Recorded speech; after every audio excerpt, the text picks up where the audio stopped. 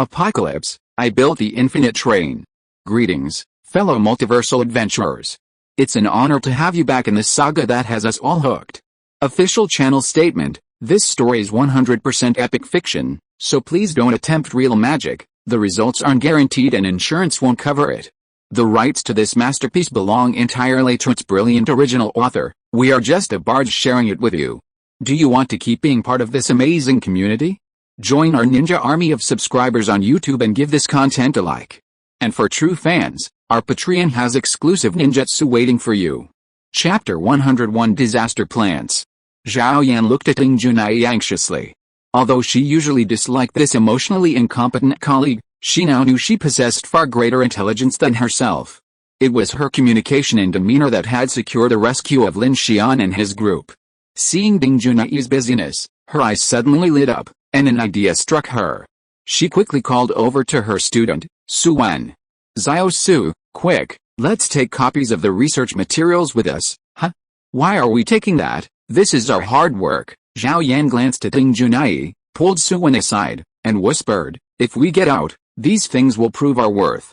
If we need to seek refuge with our original organization or the Apocalypse Federation, do you think they're important? Su Wen gasped and nodded solemnly, realizing the importance of this matter. As researchers, these research materials could very well be their lifeblood. With this in mind, the two of them quickly rushed to their computers and began downloading the data. Han Kaiming, watching the three of them, understood what was happening and joined in the downloading. Ding Junai ignored the other three's thoughts. Besides researching the materials, she also downloaded a holographic diagram of the underground city and notes about each compartment, along with the most recent backup of surveillance footage. Then, looking at the three people moving quickly on the surveillance screen, she had a sudden thought and began searching the system for relevant information about the underground city's transport train system.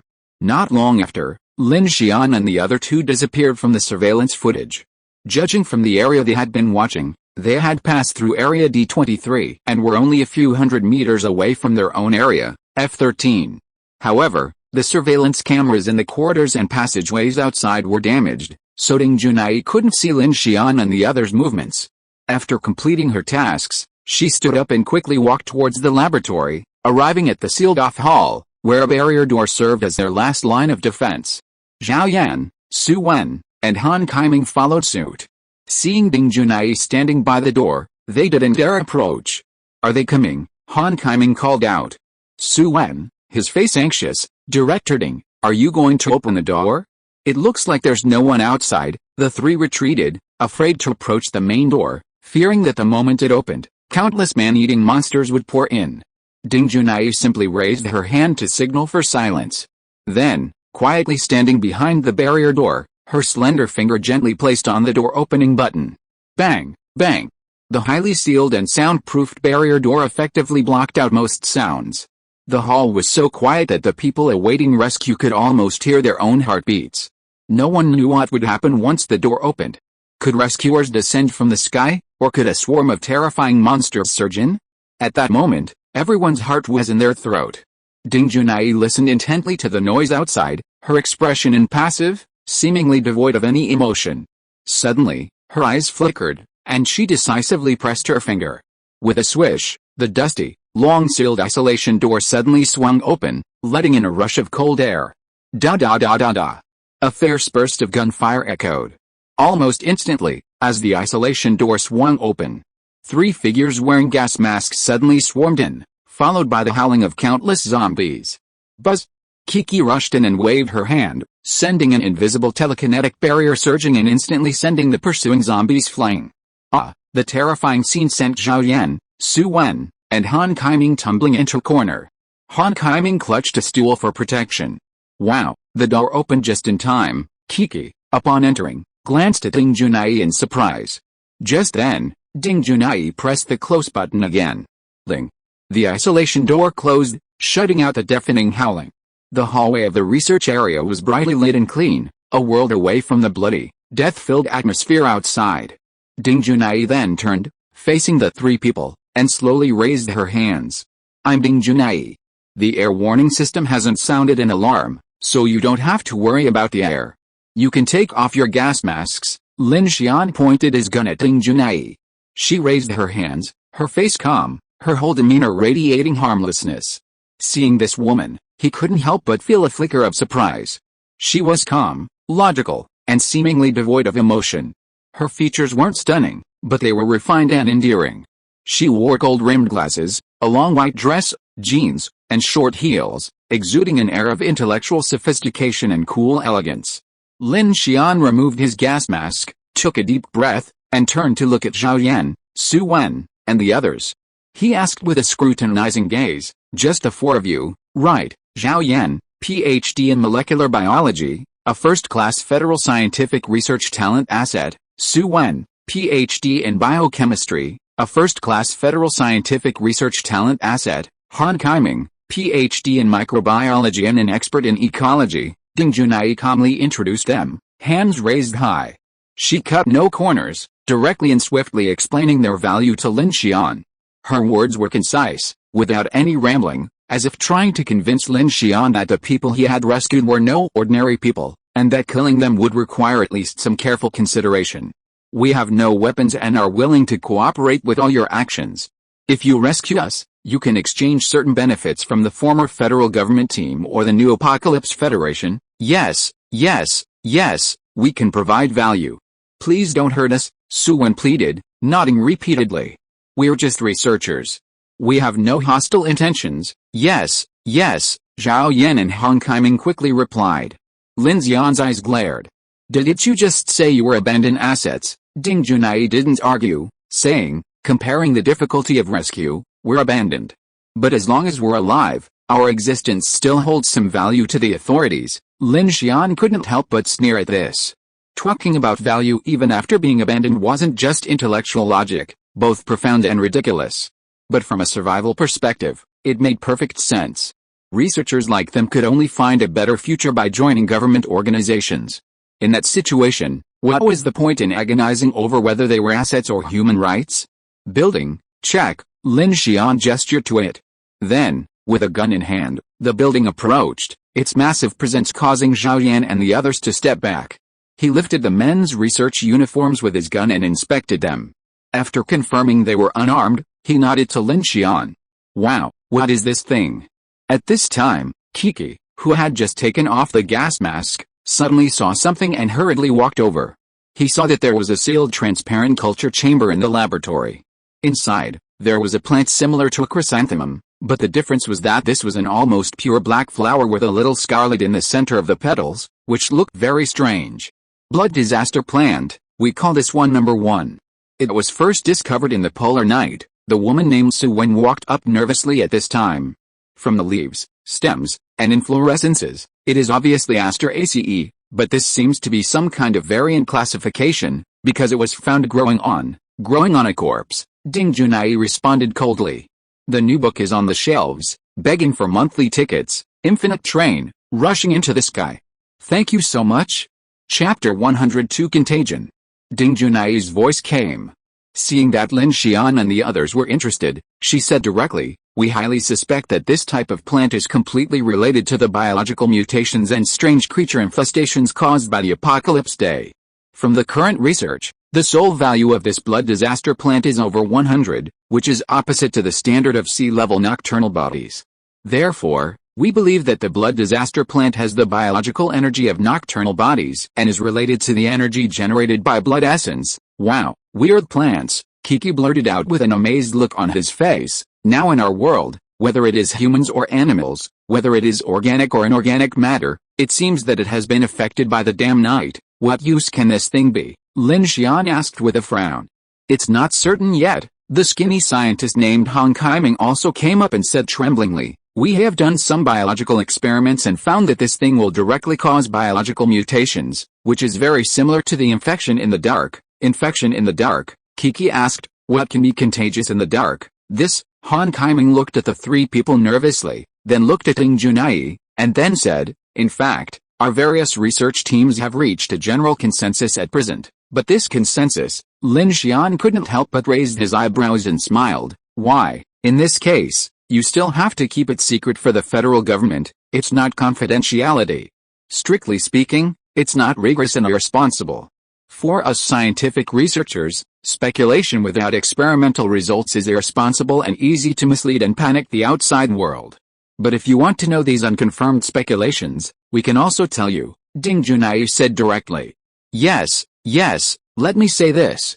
Currently, research teams in various countries believe that zombies and mutations are not transmitted by bacteria or viruses. Han Kaiming, a doctoral student in microbiology, raised his thick glasses with one trembling hand and explained, the reason why this inference cannot be spread is, firstly, to avoid causing panic, and secondly, it is not rigorous. The main reason is that there is no accurate judgment in this regard from the perspective of biological pathology, bacterial strain research, and zombie live investigation. Zombie itself is not a rigorous concept. From a biological point of view, there is no such biological individual. What do you mean? Lin Xian asked puzzledly. Han Kaiming replied, for example, an adult with extremely poor physical function cannot suddenly have extremely strong vitality and physical strength without calorie metabolism. A body damaged by a virus will only be worse. How can it be so lively and vigorous and survive for so long? Lin Xian was stunned when he heard this. It seemed to be the case. The first polar night of the apocalypse day erupted, and the global population plummeted almost exponentially. We had highly advanced IoT surveillance, but we couldn't find any source of infection or transmission route. This is why many national institutions and militaries collapsed so quickly. We had no idea where the virus came from, whether through the air, blood, or some other route. It wasn't until we discovered the concept of the soul-draining value that we realized the only common denominator for this phenomenon was darkness. As soon as darkness fell, a large number of people transformed into zombies, and various nocturnal forms appeared. It was completely impossible to prevent them. We even suspected that the survivors might have some genetic defect or special condition. We tried mark recapture and molecular biology methods, but found no similarities. Lin Xian felt a chill down his spine upon hearing this. He looked at Kiki, remembering the invisible monster that had mysteriously appeared in the car during her degeneration. What if Kiki's abilities hadn't devolved, but instead degenerated? Would she have become a monstrous creature like Tang Hai, neither human nor ghost? Thinking this way, ordinary night and Xingyun's dark tide were two completely different concepts. That dark tide was definitely more than just ordinary darkness. The strange monsters that appeared around him, the invaded and mutated forbidden objects, the blood-curdling plants growing from his flesh, and the unstoppable zombie mutation, all of these connected together, and Lin Xian suddenly understood what Han Kaiming had just said. Darkness contagious. Beep. Beep. On the 65th floor, at the terminal platform, Chen Sixuan pressed the intercom. The lights above had turned red since Lin Xian and the others entered the elevator and ascended. She knew this was probably due to underground signal penetration issues, not necessarily a sign of trouble. But at that moment, the train had been completely darkened and the sunshades lowered to avoid attracting monsters from the darkness. Sasha and Chen Sixuan, both armed, stayed in carriage 1, quietly listening to the sounds outside. From time to time, the flickering, whirring sound of light bulbs flickered on the platform, along with the subtle rustling of the darkness. Perhaps some zombie monster lurked within, or perhaps it was just the rumble of air in the underground passage. Generally speaking, staying on the train felt relatively safe, but after the incident with the strange radio station, Chen Sixuan had become more sensitive to strange things. How long have they been gone? Sasha swung her feet from side to side on the sofa. She was much braver than Chen Sixuan. Chen Sixuan checked her watch. Almost 40 minutes. They should be arriving soon. Beep. At that moment, the transponder in the cockpit began to chime. Though the sound was faint, it seemed to shatter the silence, making everyone's heart tighten. Chen Sixuan and Sasha's eyes met, and they quickly stood up and ran over. Hello, Teacher Chen, we're here. Any updates from your side? Lin Xian's voice came over the transponder, and Chen Sixuan and Sasha's expressions relaxed. No, everything's fine here, nothing's wrong. Well, it's getting dark soon, so be careful, okay? Chen Sixuan turned off her answering machine and glanced at Sasha.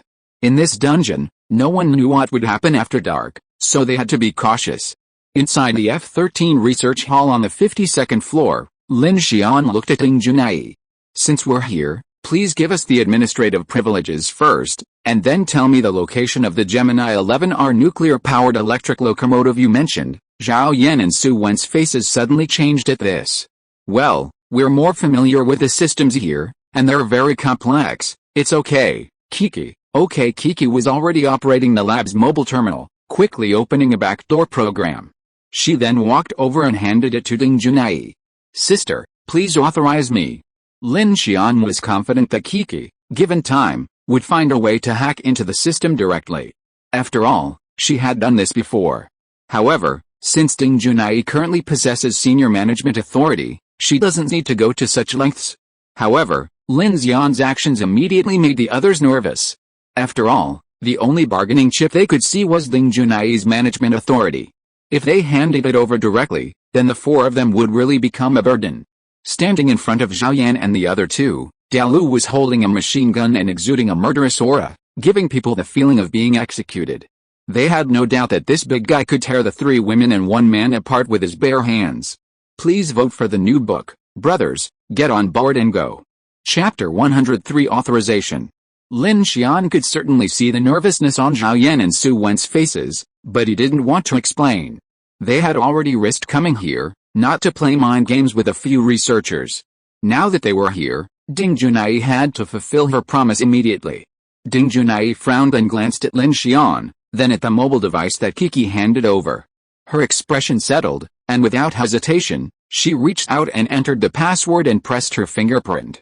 Zhao Yan, Su Wen, and Han Kaiming were all nervous at the sight of this scene. They were afraid that as soon as Ding Junai finished this action, the other party would shoot them all without hesitation. Ding, authorization completed. A notification chimed on the mobile terminal. Kiki happily took it, examining it. Sure enough, it led directly to the underground city's internal management corridor.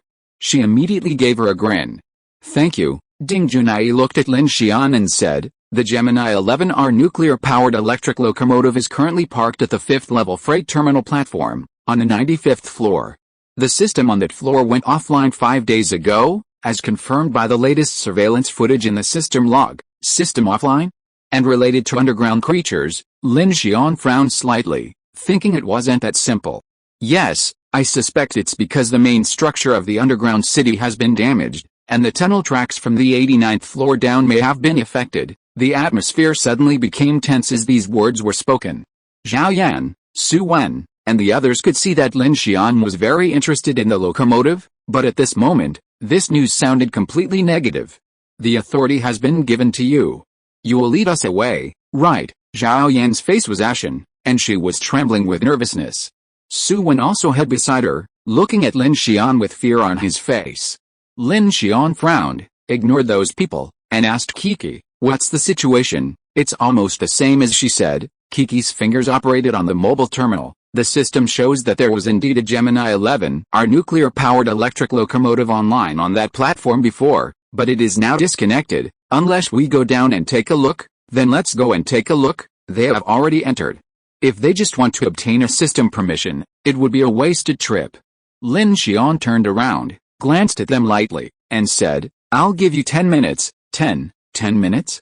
What do you mean? Are you going to kill us? Su Wen exclaimed. Lin Xian's face sank, and he looked helplessly at Ding Junai, who looked quite rational.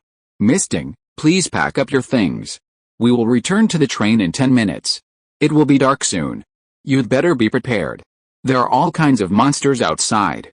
If you fall behind, I will not turn back to rescue you. As soon as these words came out, Ding Junai's somewhat tense face relaxed, and she said in a deep voice, we are ready, but what you just said is very constructive. 10 minutes is enough. This laboratory is just the workplace where they hid when the disaster struck. Apart from their usual work materials, they had almost no personal luggage. If it weren't for Ding Junai's reminder, these people would not have packed up their work logs. The other three people breathed a sigh of relief when they heard Lin Xian's words, and even their eyes looking at Lin Xian changed. They immediately became energetic and nodded in response. I understand. Thank you, Mr. Lin. We'll get ready right away. Hurry up, pack up. Ding Junai, however, made a puzzling gesture right in front of Lin Xian. She bent down, removed her shoes, and then, with a firm tap of the heels, put them back on. She then pocketed several external hard drives and said, these are the research materials from the Institute, as well as some information about the underground city. Of course, now that you have permission, you can access them directly. This is a backup. Besides that, If there's anything else in this lab you'd like to take away, I can help." She then pulled a Geiger counter from the workbench and handed it to Lin Xian. "The core reactor in the underground city, Unit 1, has melted down. Although the emergency isolation doors have been activated to completely seal it off, the main structure has ruptured, and a nuclear leak is imminent. If you're going underground, this will likely be necessary. I appreciate your attitude." Lin Xian liked people who spoke and acted without hesitation. While interacting with such aloof individuals might be tiring in life, dealing with them at work was the most comfortable experience.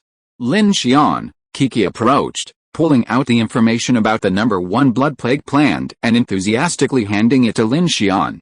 "Do you think we should take this? I think it looks quite mysterious and could be quite valuable. If it's convenient, I suggest you take it." Before Lin Xian could say anything, Ding Junai spoke earnestly. "From a researcher's perspective, this item is worth more than the strange blood essence. We speculate it may have a strong connection to superpowers in the Apocalypse Night. It's also a valuable asset of the Federation." Lin Xian glanced back at the incubator, his thoughts forming. He then addressed Dalu. "Dalu, move it up, but if there's any trouble along the way, throw it away. Life is more important." Dalu nodded obediently. "All right." Lin Xian's words caused a subtle glint in Ding Junai's eyes. She scrutinized the man, who didn't look overly mature for his age, and her mind was consumed by thoughts. The building's heavy machine guns were retracted. Han Kaiming, who was nearby, saw this and immediately rushed over to help. This needs to be powered off. It's an adaptive incubator with an internal circulation system. This will work," he said, skillfully helping to dismantle the building. Meanwhile, Kiki looked around with a look of regret. "And this lab? There's a lot of impressive research equipment in there, like the air circulation system and the plant incubators. They all look really nice." Lin Xian took a look, his eyes brimming with interest.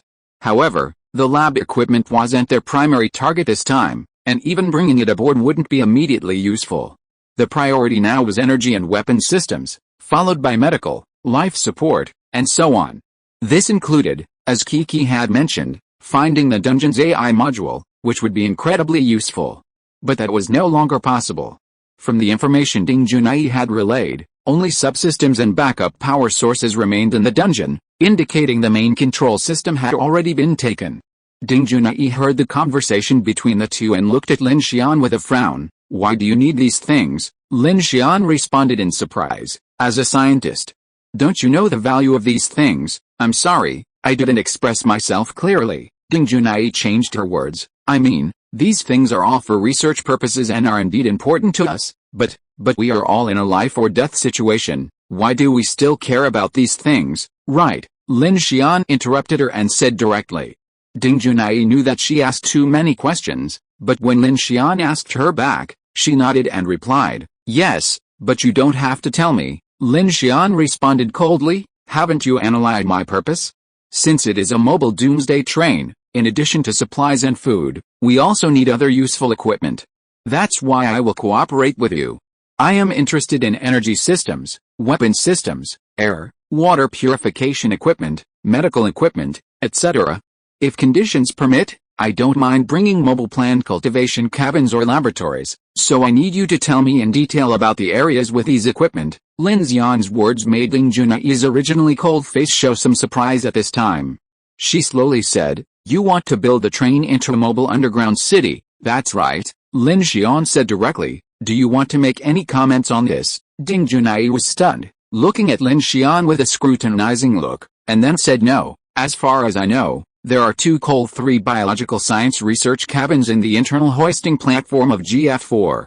They are the highest J5 level experimental cabins, equipped with microcentrifuges, electric blower drying ovens, constant temperature shakers, constant temperature water baths, plant cultivation chambers, light incubators, vacuum concentrators, desktop refrigerated centrifuges, as well as bioanalyzers, horizontal electrophoresis equipment, UV cross-linking instruments, etc. But they use the eternal class train car connection standard, which is different from your freight train cars. If you have a way, you can take it directly, and you don't have to move these equipment." While Kiki's eyes lit up when he heard it, and he looked at Lin Xian with a smile, "I'm right, there will definitely be unexpected gains. I'm asking for monthly tickets for the new book. Brothers, get on the train and go." Chapter 104, Human Deception. Lin Xian hadn't anticipated the existence of a ready-made advanced research carriage. His primary purpose wasn't research, of course, it was to grow vegetables. This wasn't just Lin Xian's obsession. The long-term lack of green vegetables during the extreme cold weather was extremely detrimental to health, especially once the train entered the oceanic section. Furthermore, Lin Xian planned to recycle the train's water resources. Perhaps air pollution would require internal oxygen supply in the future, necessitating a comprehensive water, heat, and oxygen system. With a mobile train like a fortress and his mechanical abilities, he could easily implement these tasks. Rationally speaking, the Infinity's most pressing needs were definitely energy and weaponry upgrades, but since such a carriage was already available, why would he hesitate? Not bad, thanks for the heads up, Lin Xian nodded with satisfaction. By then, Zhao Yan and the others had almost finished packing. In reality, they didn't have much luggage, just 2 laptop bags and 3 briefcases filled with laptops and various materials they found useful. Once packed, they were clutched tightly in their arms. Lin Xian glanced at them and said, "Everything's ready.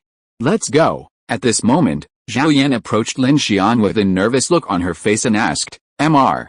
Lin, you're going to take us to the federal government's mobile rescue point or another underground city, right? You're not going to abandon us on the roadside after you get out." Outside the underground city, the corpses were surging like a sea. Simply rescuing them would be practically the same as just staying here. Lin Xian turned and said, "We'll pass through Yubai City and stop at the high-altitude corridor above Huangxing No. 1 airport. You'll get off there, so you'd better hope it hasn't fallen or that the federal government you're looking for is there." Zhao Yan, Su Wen, and Han Kaiming's faces suddenly changed. They glanced at Ding Junai, noticing she didn't say anything but was instead following Lin Xian at a brisk pace. They didn't dare to say anything else and followed with all their might. Bang! Dalu easily lifted the incubator onto his shoulder with one hand, his other hand holding a gun, ready to go at any moment. "Girl, you and Director Ding, follow me. Dalu will cover the rear.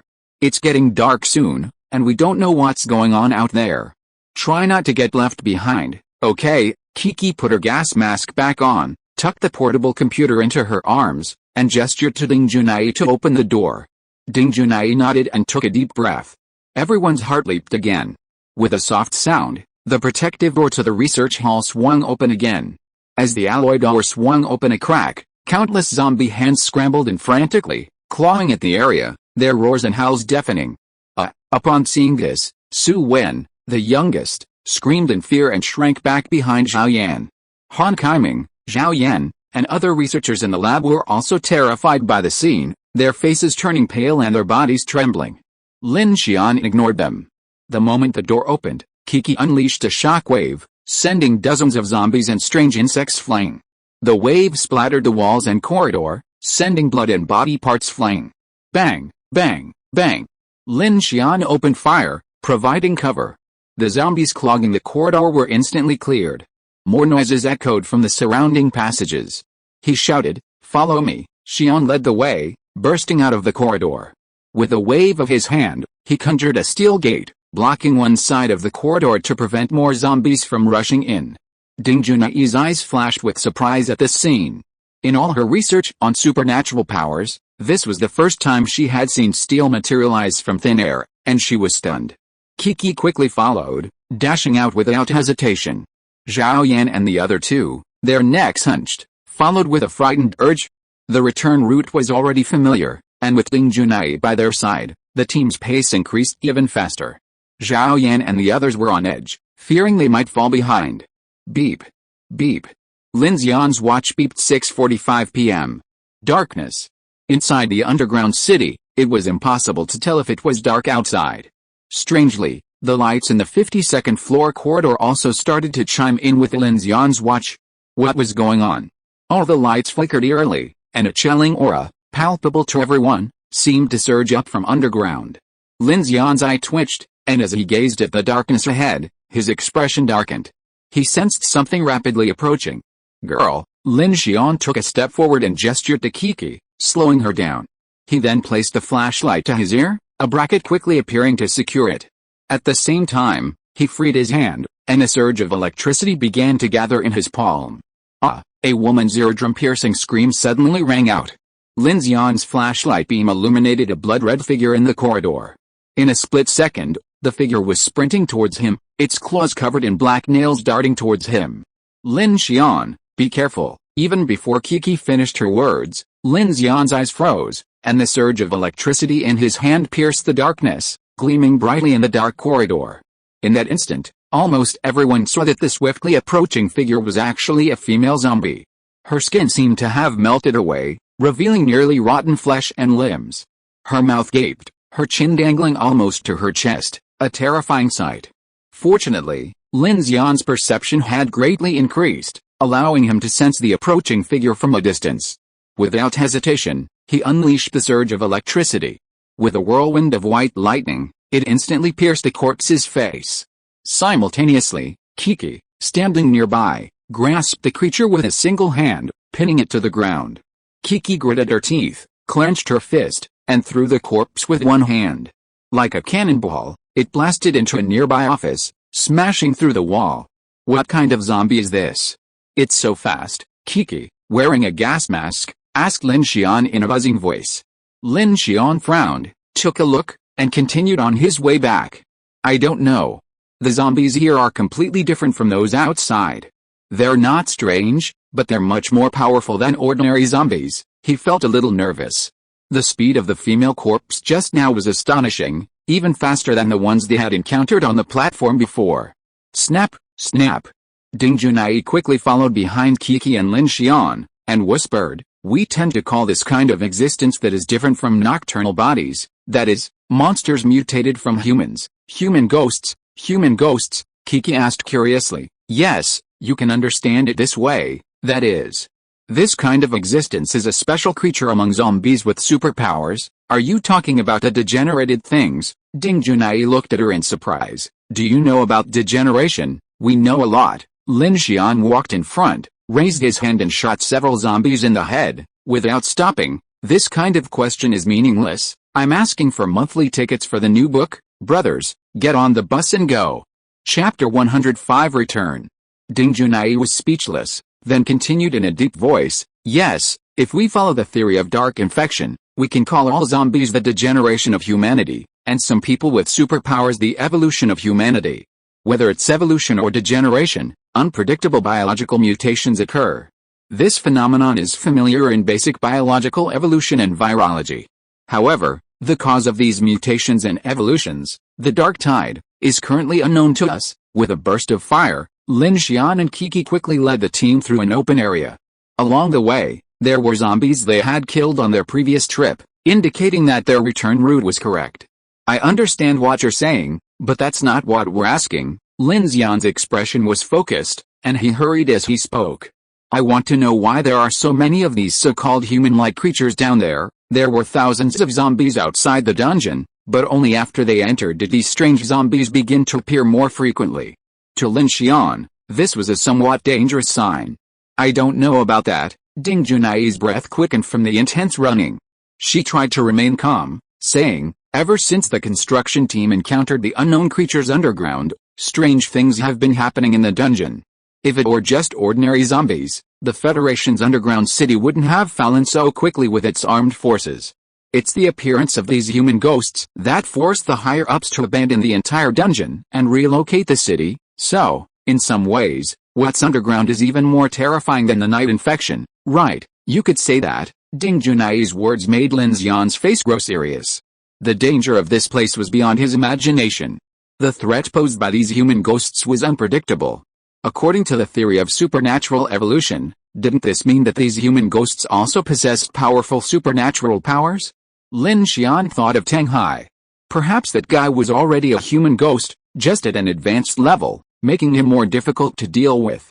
However, now that Kiki's supernatural powers had evolved, and Lin Xian's strength had increased significantly, if they encountered him again, he wouldn't be as embarrassed as last time.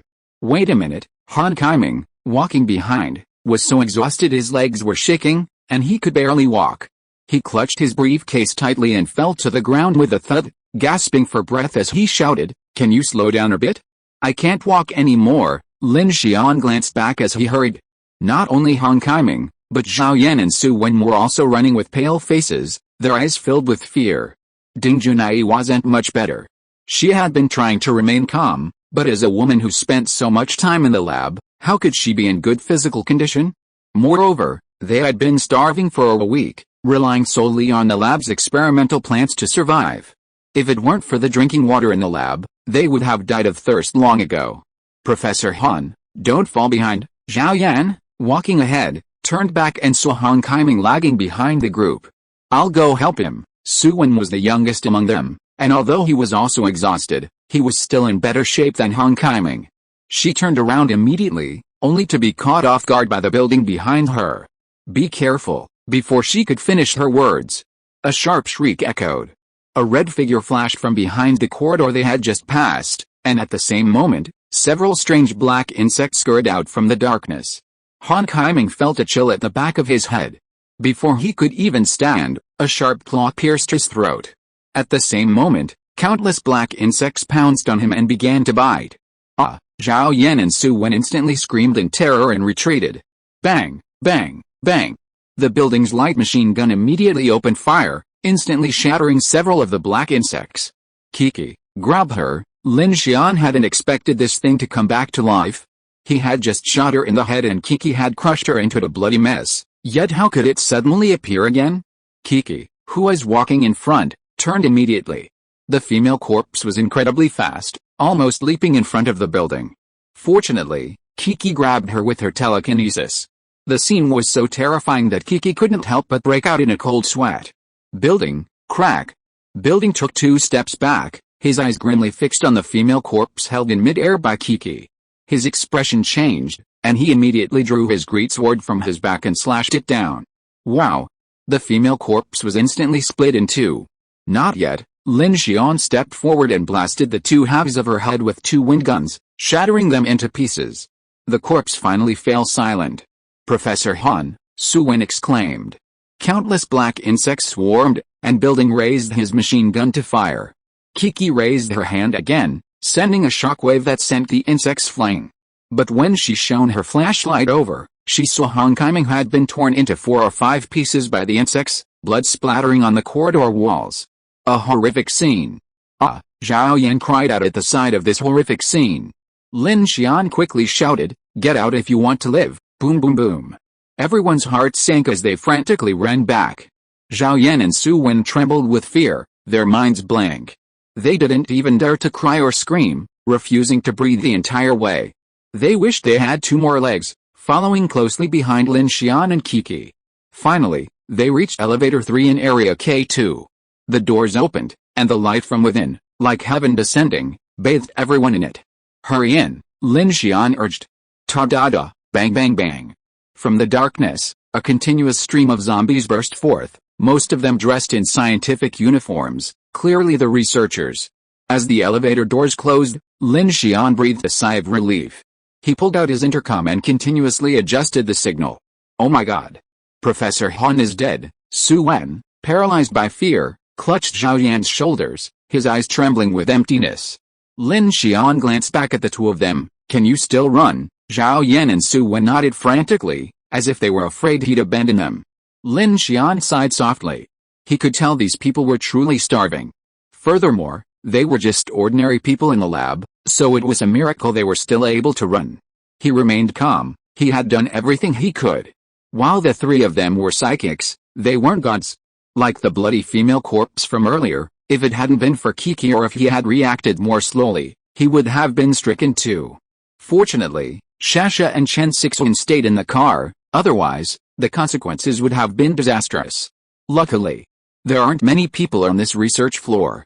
If it were the residential floor, who knows how many there would be. In the elevator, Kiki removed her gas mask and fanned herself with her hands, feeling a bit hot. And those black bugs are so fierce, they devour anyone in a flash. Ding Junai's eyes shone with a hint of shock, her chest heaving with breathlessness, as if she were trying desperately to calm herself. She had witnessed the scene just now, and it was impossible not to say she wasn't terrified. She panted, the 52nd floor has no more than 2,000 permanent researchers, plus other administrative and management personnel. It's the least crowded floor besides the high-end living area and the energy area. Elevator arrived, 65th floor, track loading area. The elevator doors opened, and Lin Xian and the other two, on full alert, pointed their guns at the dark platform outside. But when the doors opened, there was no expected wave of zombies. Lin Xian checked the intercom, and the light turned green. He immediately pressed the call button. "Teacher Chen, we're getting off the elevator. Is it safe up there?" A moment later, Chen Sixuan's response came through the intercom. "Safety, safety, everything is safe in the car. Please vote from menu book. Brothers, get in the car and go." Chapter 106. Lin Xian, fearing no loss of composure, led a few people out of the elevator and, using flashlights to scout their way, quickly reached the infinity train. The cockpit door opened, and after a perilous journey, the group of 6 finally returned to the train. Ling. As the heavy cockpit door closed, Lin Xian turned on the lights inside. A long-lost sense of security washed over them. After boarding the train, Zhao Yan, Su Wen, and the other 2 were led by Lin Xian to vacant section of car number 1. They were sweating profusely, paralyzed with fear, and gasping for breath. "Are you all right?" Seeing Lin Xian return, Chen Sixuan and Shasha breathed a sigh of relief and ran over with concern. "One of them's dead," Lin Xian breathed softly. Chen Sixuan covered her mouth, glancing at the paralyzed Zhao Yan and Su Wen on the ground, then her attention shifted to Ding Junai. "Is she the one who contacted us, Ding Junai?" Ding Junai looked at Chen Sixuan and introduced herself directly. "Are we saved?" Zhao Yan, her expression slightly shaken from her shock, gasped as she surveyed the train compartment. "They won't die for now, Teacher Chen." Lin Xian glanced at Zhao Yan and Su Wen, then called to Chen Sixuan, "Get them some food first. We'll rest for a while." "Ah. Really? Thank you so much." Zhao Yan's fear instantly returned to her senses upon hearing Lin Xian offer food. Her instinct for survival caught up with her. She was practically starving to death, so there was no time to mourn Professor Han. Thank you, Mr. Lin." "Wow, Teacher Zhao, we're saved." Su Wen was a mixture of fear and joy. After such a long period of despair, the group had already suffered countless mental breakdowns. Now aboard the Infinity, a fortress-like safe house, and hearing Lin Xian offer food, they could no longer contain their excitement and burst into tears again. On the other hand, Ding Junai, the deputy director of the biological research department, simply looked tense, her gaze surveying Lin Xian's teammates and the environment inside the car, her thoughts unclear. Lin Xian ignored them, watching the building bring the incubator back and having him place it on the table. "Wow, what is this? A flower?" Sasha, looking at the glass incubator her brother had brought back, ran over in surprise. "What's it called?" Kiki scratched her head. "Blood plague plant number 1.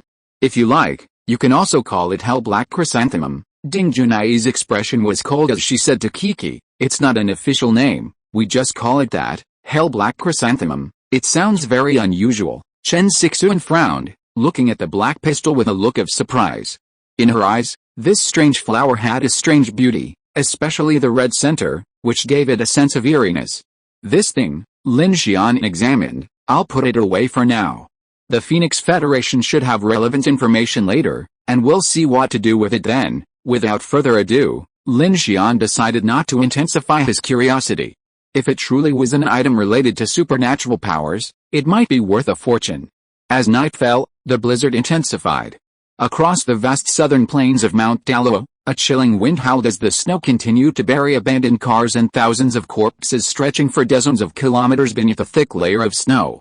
The zombies roaming the snowy plains crunched in the knee-deep snow, many frozen solid, reduced to black. Human-like statues.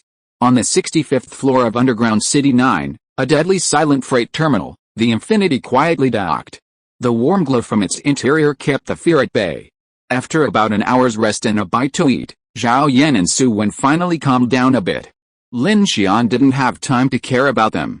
Instead, he was studying the internal situation of the underground city with Kiki at the information center in car number 2. Because Ding Junai was more familiar with the internal situation, Lin Xian called her over as well. There are indeed 2 more carriages in this GF Platform 4. Judging from the paint job, they should be former federal assets. Kiki turned on the surveillance and switched to Platform 4 on the ground. Looking at the 2 carriages, Lin Xian suddenly felt that this trip was not in vain. And Ding Junai was not lying. From this point of view, his decision to risk entering the rescue was considered a success so far. After we go up, we will redeploy the carriages on this platform and then set off for Yuba-E City. Then what are our plans next? Kiki continued to search for available information inside the underground city, but because most areas had lost connection, only a very small part of the area was still connected to the subsystem. Of course we have to deal with the Gemini 11R nuclear-powered electric locomotive. It's dark now, and there may be ghosts like that everywhere, so we have to give priority to this. As for the others, it depends on the situation. Then how do we go down? Kiki opened the schematic diagram of the dungeon and was constantly studying it. Ding Junai walked up and said, if you want to go down, there are two options. The first is to start the train directly, which is the fastest. However, if there is a track break or other blockage, it will not work. The second is to take the elevator to the 89th floor and then go down the stairs. However, if the track is broken, even if you find the electric locomotive, it will be useless. That's not necessarily true. Kiki stood up with a proud look on his face and patted Lin Xian on the shoulder. We have a secret weapon. Ding Junai looked at Lin Xian in surprise and said nothing. Lin Xian pointed at the underground city's structural diagram and mused, it's simple. We take the elevator to the 89th floor, then use this safe passage to enter the tunnel and follow it all the way down to the platform on the 95th floor. It was confirmed that the track sections from the 65th to the 89th floor were still usable, so Lin Xian planned to explore the tracks from the 89th floor downwards. If there was any damage, he and Kiki could fix it directly. He didn't plan to drive the Infinity down. If it couldn't stop at the platform, it would mean the train would have to stop on a track with a gradient of 59.5 per mil. This would not only be risky, but also very noisy. If the brakes weren't applied, everyone would be buried. So, to be on the safe side, they first needed to determine the condition of the track below and the target locomotive. Without knowing the situation below, Lin Xian didn't want to rush the entire train down to the lowest level. If the track was confirmed to be intact, he and Kiki could simply operate the Gemini 11R nuclear-powered electric locomotive up, link up with the Infinity, and leave the underground city together. Yeah, that's fine, Kiki agreed. Then let's do it. Lin Xian decided to leave without delay. Dalu, you stay in the car. Brother Xian, I'll go with you. Dalu was a little surprised. Why didn't they take him with them at such a dangerous time? Lin Xian shook his head. You and Sasha, protect the car together. There were 3 strangers in the car, and with that strange human ghost in the underground city, Lin Xian was a little worried. He felt it would be more reliable to leave Dalu alone with the psychic. Besides, the psychics of him and Kiki were more flexible, and could be used whether they encountered a zombie tide or solved a problem on the track. Dalu, keep an eye on them. Dalu understood what Lin Xian meant and nodded. Don't worry, Brother Xian, leave this to me. Lin Xian was about to leave when he saw Ding Junai walking up to him. If you follow your plan, I can give you directions. Ding Junai pointed to the mobile device in Kiki's hand. If walkie-talkies don't work, you can use the underground city subsystem's information transmission to communicate. Okay, Lin Xian gave her a deep look and didn't refuse. He knew this woman could be helpful. Then Lin Xian and Kiki put on gas masks, and he also took the Geiger counter and set out again in the dark. New book, please vote for me. Brothers, get on board, go. Chapter 107. 89th floor. Lin Xian, fully armed and carrying a backpack, stepped onto the dark platform again with Kiki. Perhaps because of the night, a biting chill permeated the tunnels hundreds of meters deep in the underground city. The underground city's mobile terminal had successfully connected to the Infinity answering system, allowing Ding Junai to communicate directly with Lin Xian using the answering machine and the underground city's information terminal. Once they entered the elevator, they discovered they could indeed connect to the train's messages. The entire underground city, from floors 20 to 60, is primarily living and working. Floors 60 to 70 are industrial production, research, and storage areas. Floors 70 to 80 are home to third-class citizens and have the largest population. Floor 89 is the underground city's permanent reserve, used for the storage of civilization. It primarily houses fossils, plant seeds, gene cryopreserves, and various artworks. Normally, few people work there, and there are no supplies of vital importance. Therefore, after the outbreak, few people should visit this floor. However, it's quite large, so be careful, Ding Junai explained calmly in the elevator.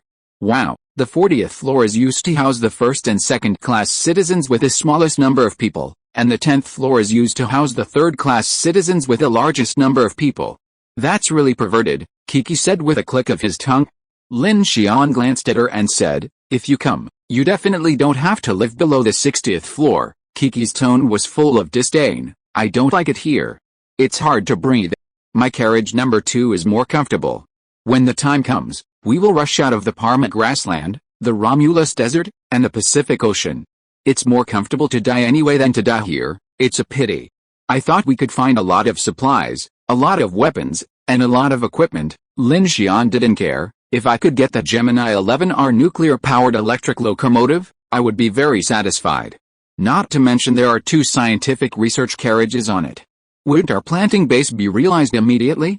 By then, I will expand the air and water circulation system in that carriage, and our car will be no worse than the intercontinental class. That's right, the polar night is approaching. Hundreds of thousands of people in the underground city have fallen, and there are unknown underground creatures. Under such conditions, Lin Xian should be thankful for such a harvest. How could he expect to search the entire underground city? Even if he had that ambition, he would not have so many lives. Besides, he hadn't gotten anything yet. Besides the 3 women and a pot of flowers in the car, freight elevator number 3, with a dull thud and various commercial music, slowly arrived at the 89th floor, which had been offlined. With a chuckle, the elevator doors slowly opened. Lin Xian and Kiki, one on each side, stood guard, their guns pointed at the entrance. The light from the elevator's interior shone through the door onto the pitch-black ground outside. Glancing out, they saw a pitch-black space outside, with a faint glimpse of towering shelves. Kiki navigated on her mobile device, navigating the route to the railroad safety passage. It's deserted here. Let's be careful. The vast space filled Lin Xian with a deep sense of insecurity. Aside from the light from the elevator, the outside world was completely silent. Let's go. With a click, he stepped out, and the empty room felt like a stone dropping into a tranquil lake, a jolt of nerves. On the 89th floor, the 2 were now almost 450 meters underground, a deep sense of oppression growing from the depths of their hearts. Lin Xian walked ahead of Kiki, flicking on a tactical flashlight mounted to his ear and surveying his surroundings. He noticed this floor was significantly taller than the 52nd floor they just visited, at least 10 meters overhead. The tall shelves, displayed in the darkness, gave off a towering, mountain-like impression. Neatly arranged on the shelves were various insect specimens, and the aisle stretched so long and straight that it seemed as if it had no end in sight. This is Area G, all 117. We need to turn right and exit the aisle near the gene freezer. Kiki's voice was soft, but it resonated like thunder in the quiet. Lin Xian hurried forward, then suddenly stopped. Did you hear anything? Kiki's neck tensed at Lin Xian's words, and she glanced around warily. Nothing. They stood in silence for a few seconds. Besides their breathing, there was indeed no sound. Don't scare me, Lin Xian gestured to her, silencing her, and then walked back into the darkness. He quietly took out a GK-03 electric knife and slung the automatic rifle behind his back. In such a quiet space, if he encountered danger, it would be much better for him to use flashback or surge to deal with the situation first, rather than shooting. Otherwise, the noise would be too loud, attracting a tide of zombies, and it would be impossible to find a direction to escape from this place. Turning out from the G117 passage, the 2 came to an area of shelves where fossils were stored. At a glance, it was full of various skeletons and dark shadows. Kiki followed behind. The longer she walked in this empty place, the more uneasy she felt. So she whispered, Lin Xian, talk to me, this place is so scary. What to say? Anything is fine. For example, after I fell unconscious, did you rescue me or give me artificial respiration or something? Are you in the mood to talk about this now? Lin Xian was speechless. I'm scared, Kiki hissed, quickly following behind Lin Xian. For example, are you going to let a lot of people get on the train behind you? Should our train be equipped with intelligent driving? If the track breaks when we reach the sea and we can't fly, do we have to transform it into a sea train or a submarine? Lin Xian, the more people the better. The more people, the more chances of survival. Then are you going to take the 3 people today with you? I'm not planning on that. We're not a relief train, and it seems that these scientists don't need to fly with us.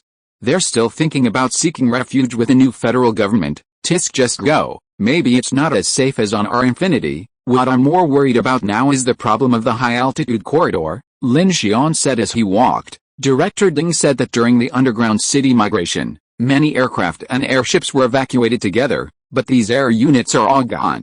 This means that the things in the sky are no less than the monsters on the ground, and may even be more terrifying.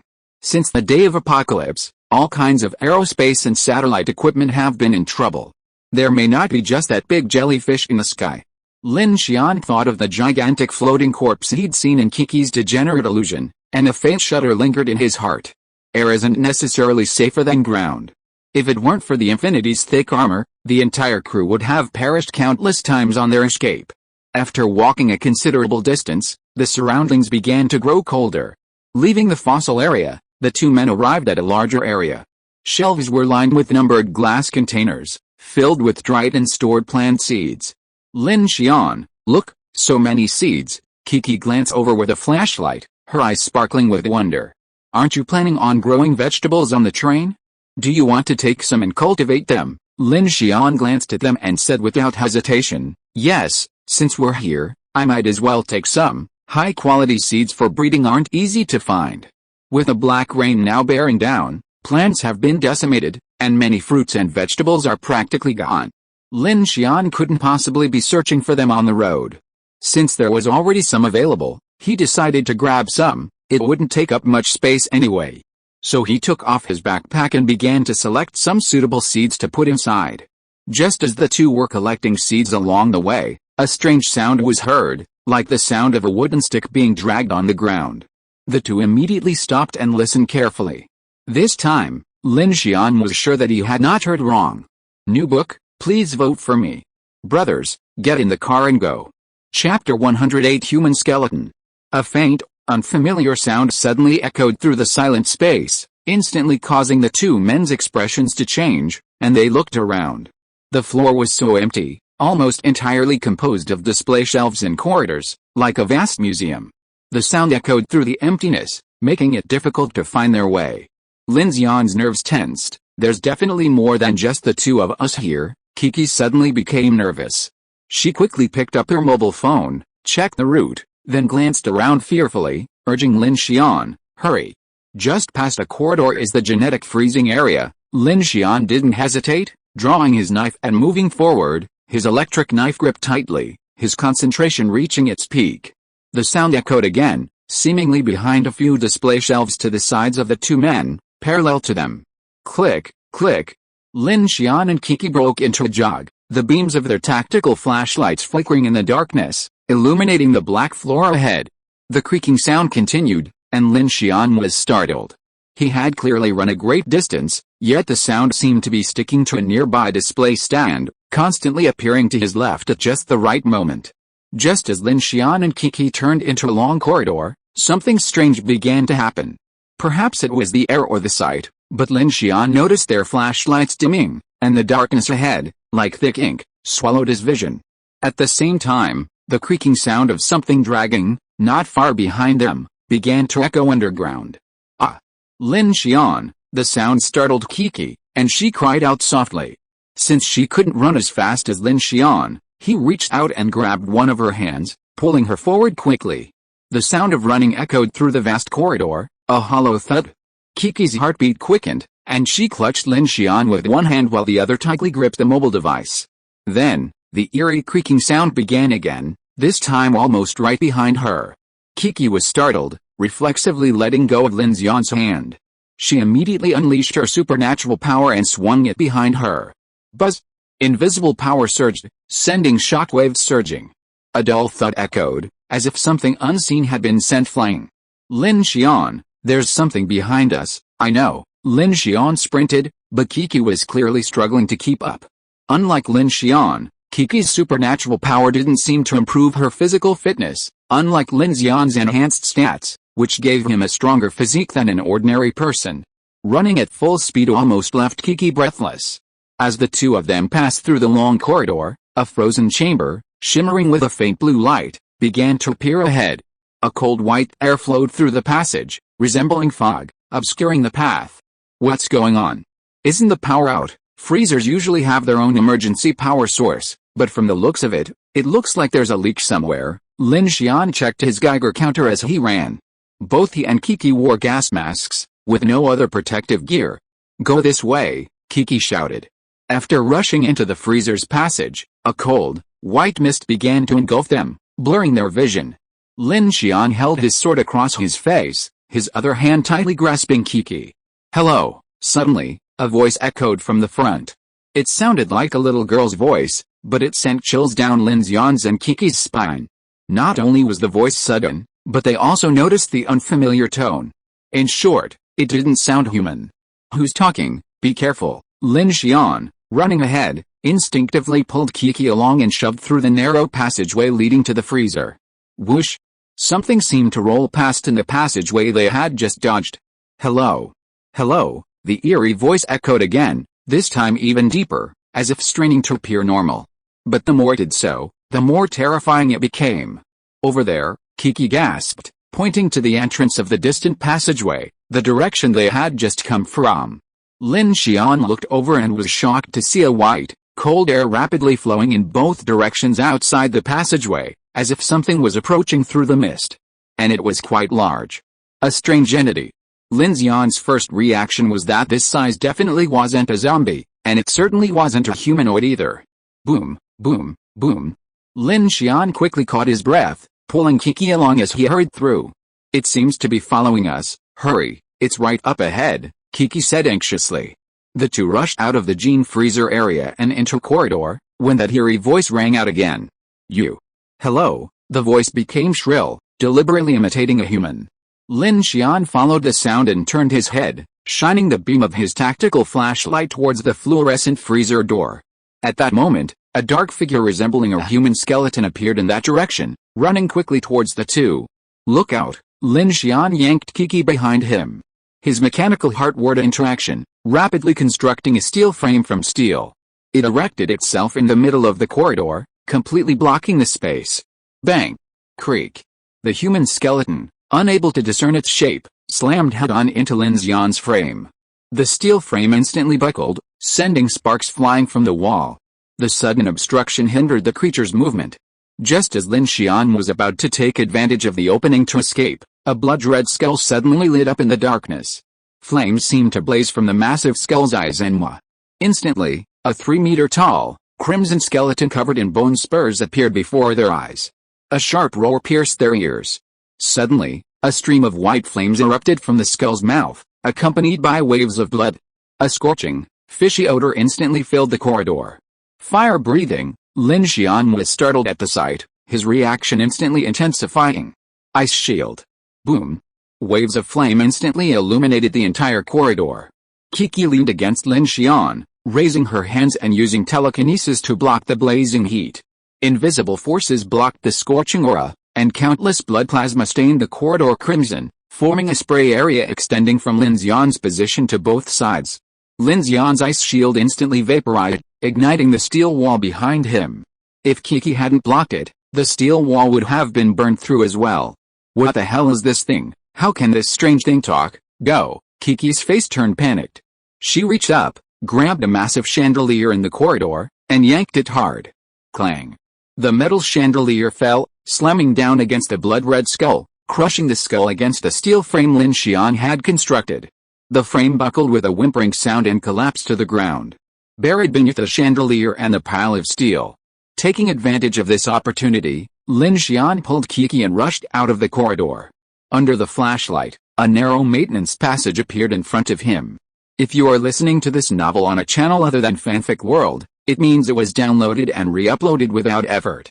We warmly invite you to visit our channel, Fanfic World.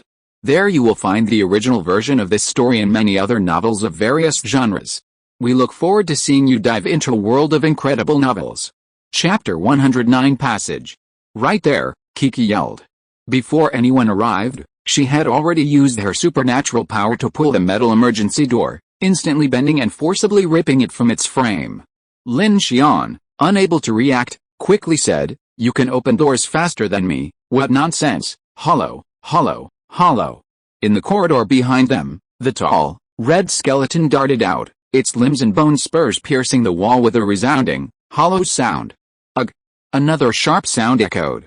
Without a second thought, Lin Xian grabbed Kiki and leaped into the stairwell, creating a door to close it. Unexpectedly, the stairwell led to a steep staircase, and the two of them accidentally stepped on it and fell straight down. Kiki turned and hugged Lin Xian's waist, her eyes flashing with supernatural power. Their downward momentum slowed in the air, and they tumbled for more than 10 meters before landing on the ground, tumbling several times on the stairs before coming to a stop. Boom! The steel door Lin Xian had built was blasted away by the blast of flames. With immense momentum, it flew directly over the two men's heads, then slammed fiercely into the staircase wall, instantly buckling and emitting a red, steaming glow. Lin Xian felt a shiver running down his spine as he watched. Not only did this thing spit fire, but its power was also incredibly impressive. Ouch! Kiki cried out in pain, rubbing her butt and head as she climbed up the stairs. If it weren't for her supernatural protection, the two of them would have been bruised and bloodied. Empty. Perhaps because the entrance to the emergency passage was narrow, the monster couldn't get in. Suddenly, a blood-red claw, its flesh as if scorched, reached through the doorway and began clawing wildly. Bang! Bang! Bang! Look out! Heedless of the pain from the fall, Lin Xian, barely steadfast in his stance, suddenly grabbed Kiki's hand and yanked it back. The two of them hurried down the stairs. Then, watching the long claws claw wildly, only to find nothing and slowly retract. Lin Xian's face was filled with fear. Unlike the white giant he'd encountered before, this red human skeleton was covered in muscle-like tissue and emanated steam. You. Hello. A moment after the bloody hand withdrew, the eerie voice rang out again. Immediately, a blood-red skull face slowly appeared in the doorway illuminated by Lin Xian and Kiki's flashlights. Its eyes were like empty bloody holes. It crouched in the doorway, gazing at Lin Xian and Kiki as if gazing at two prey. Oh my god. It can breathe fire and talk. Kiki's eyes widened as she stared at the blood-red skull, and she jumped back in fear. Why are these things getting more and more disgusting? Disgusting. Lin Xian, panting, slowly retreated down the passage, but a strange feeling welled up in his heart. This thing was becoming more and more human-like. As this thought occurred to him, he felt an inexplicable tingling sensation on his scalp. Will it get in? I don't know. Lin Xian shone his light on the deep tunnel staircase behind him and said sternly, but if it's blocked there, we won't be able to return the way we came. I'm not going back. Kiki's brows furrowed. Seeing something like this was hard not to have nightmares. If it were just an ordinary monster, it wouldn't have put such a strain on Lin Xian and Kiki. But this thing actually spoke human language, and the sense of terror and strangeness instantly reached a peak, making them feel uneasy. Let's go. It shouldn't be able to get in. Lin Xian looked at the red skeleton staring at them from the doorway, gasped twice, and without hesitation, dragged Kiki down the stairs. Hello. Even after they ran far down the stairs, the eerie greeting continued from behind, sending shivers down their spines. Fuck you, Lin Xian cursed inwardly, sweat breaking out on his forehead. This was the first time he had encountered such a strange thing inside a building, and it was even more oppressive than encountering it outdoors. Knock, knock, knock. Lin Xian and Kiki, flashlights in hand, descended the stairs. Soon, a yellow security door came into view. Right here, they said as they descended. Lin Xian grabbed Kiki's hand. Don't use your powers to open a door like this. Even though Kiki was already at the evolution level, she couldn't use her powers carelessly. There was no telling how many dangers lay ahead in this dungeon, and she had to constantly monitor her stamina. Lin Xian reached for the door handle, his mechanical heart activated, instantly connecting to the security door's lock. With a click, the door swung open. Whoosh! The moment the door opened, a gust of cold air blew in. The flashlight revealed a subway-like tunnel.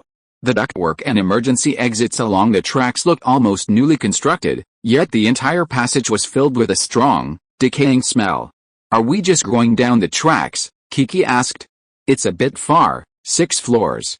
We have to run at least halfway around this dungeon. Lin Xian pulled out a Geiger counter. It registered 56.66 VH, significantly higher than above ground level, but still within safe limits. What else can we do? Run. Kiki, wearing a gas mask, continued to breathe heavily, her voice muffled. Beep. Kiki's mobile device lit up, and Ding Junai's voice rang out. Have you entered orbit? We've arrived, okay. The total length from the tunnel entrance on the 89th floor to the 95th floor is 2,620 meters. The vertical distance to the number 1 pile on the 100th floor is 62 meters. I suggest abandoning your target if the sievert value exceeds 100. Lin Xian took a deep breath and glanced at the tunnel behind him. Let's go. If we don't succeed, we can either return the way we came or run up the tunnel. No, Kiki waved, panting. I don't want to run into that weird thing again. Let's go down and take a look. Lin Xian stopped talking and began to descend the tunnel. He widened the aperture of his flashlight and shone it into the hollow tunnel. He discovered that the newly built tunnel's roof had begun to leak, with cracks appearing in many places. Just as Ding Junai had predicted, the main structure of the underground city had already cracked. Boom! The two had taken a few steps when a sudden, violent tremor struck. A hollow rumble filled the tunnel, and a continuous shower of sand and water poured down. Suddenly, they felt a tingling sensation in their ears, as if the entire earth was shaking. An earthquake. Lin Xian and Kiki felt unsteady and immediately grabbed the nearby guardrail. Ah! Kiki screamed. The shaking intensified, and Lin Xian immediately hugged Kiki and held her head down. He raised his hands to create a shield, adding support pillars to protect them both. Just when he thought a major earthquake was about to strike, the tremors suddenly weakened and then slowly faded. The tremors subsided, and sand and dirt continued to fall in the tunnel. After a while, silence finally settled. Beep. At that moment, the mobile phone buzzed, and teacher Chen's anxious voice came from the other end. Lin Xian, are you alright? No. Hearing Chen Sixuan's voice, Lin Xian breathed a sigh of relief, but at the same time, his heart tightened. Director Ding, he shouted to Ding Junai, have you ever experienced this kind of earthquake before? Is it related to that underground creature? Chen Sixuan's expression also relaxed when she heard that Lin Xian was fine.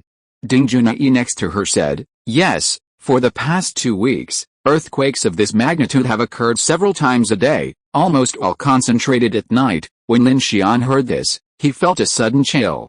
New book, please vote for it. Brothers, get on board, go.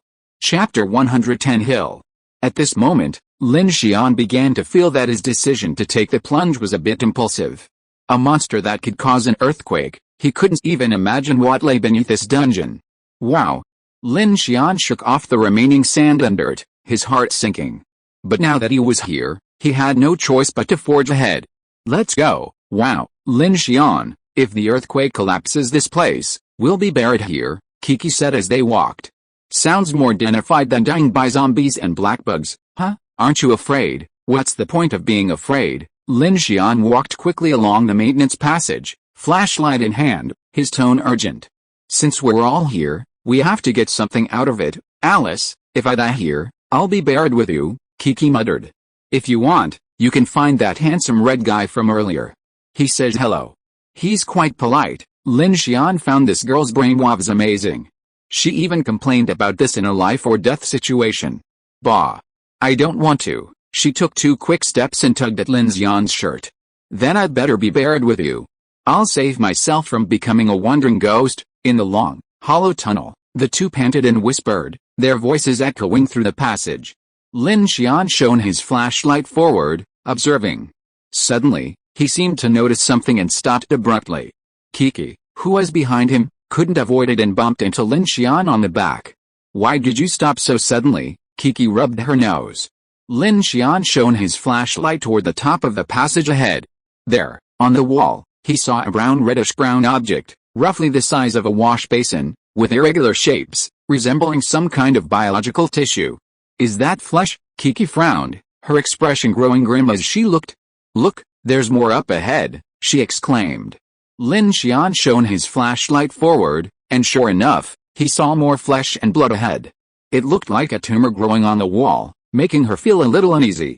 Lin Xian's face grimaced. He picked up a stone and threw it at the nearest piece of flesh. The stone bounced off, but there was no movement, and the stone wasn't corroded. So Lin Xian walked forward, reaching out and pressing on the flesh. What the hell is this? Is there flesh growing in the soil? Lin Xian, something's wrong here. Lin Xian's expression tightened, and he continued walking forward. As he went deeper, the flesh in the tunnel began to grow more and more, becoming denser and denser, and larger pieces of tissue began to appear. Lin Xian, don't you feel like we've entered the belly of some monster? I feel that way too. Lin Xian wasn't kidding, he truly felt that way. The flesh ahead of them gradually grew in size, and just as the two of them were curiously examining it, Kiki suddenly pulled him from behind. Lin Xian, be careful. Wow. A gust of cold wind blew against him, bringing Lin Xian back to his senses. The light from his flashlight seemed to be swallowed up by something ahead. He looked closer and saw that the tunnel ahead and the wall to the right had completely vanished, revealing several gaping holes. The tunnel itself had broken apart. Oh my god, Kiki exclaimed. She took a step forward and realized they were standing on the edge of a cliff. The entire right wall was exposed. A ray of bright moonlight fell from the sky. Looking up, she could see a huge square entrance above the underground city. A regular outline of a human-made structure in the night. It turned out that the spiral tunnel followed the inner wall of the underground city. Now they were below the 90th floor, and the sinkhole above them looked like a wellhead. The broken area seemed to have collapsed completely, with dense, brown-red flesh spreading down from the collapsed opening. Beneath the underground city, the excavated earth had formed a massive hill. As he scooted closer, Lin Xian noticed the vast expanse of flesh before him seemed to be slowly breathing. This thing's growing from below. Lin Xian and Kiki reached the edge of the broken track, their gazes darting down into the deep pit below. Lin Xian, look, is there something there? Kiki's voice was filled with confusion. Lin Xian shone his flashlight, but it was completely lost in the darkness and blizzard. He could see nothing but the flesh and tissue cascading down beneath his feet. Where? There. Kiki pointed in the direction of the hill in the center of the dungeon tunnel. Lin Xian focused a flashlight, but still couldn't see the bottom. I don't see anything. Where are you talking about? Huh? Lin Xian spoke, but Kiki didn't respond. He turned back to see Kiki frozen in place, slowly removing her gas mask. In the moonlight, Lin Xian could even see the horrified expression she gave him. Kiki raised a finger and slowly pointed toward the center. With her other hand, she switched off Lin Xian's flashlight. With a click, the flashlight went out, and the surrounding darkness, illuminated by the moonlight, became clearer. Lin Xian followed Kiki's finger. Pitch-black darkness enveloped him. He peered intently, then raised his gaze. Suddenly, his pupils narrowed. Kiki wasn't pointing to a specific location, she was referring to the massive hill in the darkness. As he took in the entire darkness, he suddenly realized that the hill bore the outline of some kind of creature. It was like a giant fish with arms. Hiss! Lin Xian gasped, his eyes filled with disbelief as he gazed at the massive silhouette. The vastness of the darkness must have spanned at least 1,000 meters. He could see a mountainous form, countless strands of flesh spreading and growing from the center toward the surrounding dungeon. At that moment, a thought crossed both Lin Xian and Kiki's minds almost simultaneously. This is a living thing. If nothing unexpected happened, the massive creature lurking in the darkness of this underground tunnel was the source of the earthquake. Oh my god, Kiki covered her mouth tightly, not daring to make even a sound for fear of disturbing the vast being in the darkness. Lin Xian, is this the underground creature they were talking about? Maybe, Lin Xian said in horror, his eyes filled with disbelief. Did this thing emerge from the ground? He was so horrified because, with the apocalypse approaching, humans seemed to have a common understanding. Hiding underground would provide greater safety. But now, the dark entity from underground city tunnel number 9 appeared before Lin Xian and Kiki with an almost suffocating force. 370,000 people perished overnight, and the fortified underground city, built at a cost of trillions, collapsed. Before these strange creatures emerging from the darkness, humans are like ants. Please vote for my new book. Brothers, get on board and go. Chapter 111 Motorcycle. Lin Xian, what should we do? Lin Xian took a deep breath. He could hear the fear in Kiki's voice, and not only Kiki, but he himself was filled with shock. He looked at the collapsed tunnel and the half-exposed wall before him and fell silent. The collapse wasn't far, only about 7 or 8 meters. Using the tunnel's inner slope, he could forge the track in support steel frame directly, and together with Kiki, he would secure the track. The two of them had already traveled over 1,000 meters, and as expected, the 95th floor freight terminal was not far ahead. Turning back now would mean that their treacherous journey down into the underground city would mean nothing, save for saving 3 unrelated people and a pot of flowers of unknown use. Wait a minute, let me take a look. Lin Xian observed the silhouette in the darkness and retreated into the shadows with Kiki. Perhaps he had overthought this action, but at this moment, he was unwilling to give up. Having come this far, it would be a shame to give up like this. Originally, he'd planned to explore other areas of the dungeon if he could successfully secure the nuclear-powered electric locomotive and had more time, perhaps searching the military maintenance area, the industrial zone, perhaps even the energy reserves or even the dungeon's night watch system. But now, let alone searching, he began to worry about whether he could even make it through the hundreds of meters of underground tunnels. If they were to return, they wouldn't be able to take the elevator, which meant they would have to climb back up the tracks from the 95th floor to the freight loading platform on the 65th. Lin Xian first constructed a track and had Kiki gently lay it over the broken track. Kiki, nervous, carefully used her supernatural powers to place it on top. A soft clang sounded, and both of them felt their nerves tremble. But nothing happened. No reaction. What do you mean? Kiki looked at Lin Xian. Let's go over there and check out that locomotive first. Having made up his mind, Lin Xian, without a word, began fabricating the track steel and supporting columns. Seeing this, Kiki gave Lin Xian a silent look, then, without hesitation, raised her hand and activated her supernatural powers to help Lin Xian repair the track. Bang, bang, bang. Soon, a suspended temporary track appeared before them. Lin Xian had laid iron plates in the middle, providing stability and allowing them to pass easily. Boom, bang. The moment they stepped onto the suspended track, their hearts leaped. Beside them lay the vast expanse of the underground city wall, and below them lay an abyss of unknown depths, leaving them completely exposed to the dark creature. Be careful, that giant creature probably hasn't noticed us. A few steps seemed to take an eternity before they finally entered the tunnel ahead, the light swallowed by darkness once again. They both breathed a sigh of relief. Hurry, hurry, turning on their flashlights, they saw more and more flesh and tissue in the passage. Lin Xian and Kiki's nerves finally relaxed a bit, and they couldn't help but quicken their pace. A short distance later, they encountered several more tunnel misalignments and cracks, but none as severe as the previous hole. To be on the safe side, Lin Xian and Kiki repaired them as they went. Finally, the track slope flattened out, and they entered a vast underground freight platform. Beep, beep. The Geiger counter began to sound. Lin Xian picked it up and saw it was reading 127.46 Vh, seriously exceeding the standard. We need to speed up. The platform had completely lost power, but it wasn't as dark as expected. The wall on one side had completely collapsed, revealing the reinforced concrete frame. A huge, broken elevator shaft hung suspended in the air, with several steel cables dangling silently from within. It's collapsed here too. Lin Xian's heart sank, and he quickly peered forward with his flashlight. The platform had 5 straight tracks and a loading and unloading platform, offering ample space. A rail-mounted container gantry crane was overhead for lifting large cargo. The hole in the wall on this side was even larger. At first glance, Lin Xian saw the silhouette of the massive creature at the bottom of the dungeon resembled a massive head, with its torso completely invisible. Lin Xian, don't you feel like this flesh is flowing? Kiki hunched his neck, shining his light on the maroon flesh spreading across the wall. From the overall perspective, it seemed as if the flesh was constantly flowing within, as if absorbing nutrients.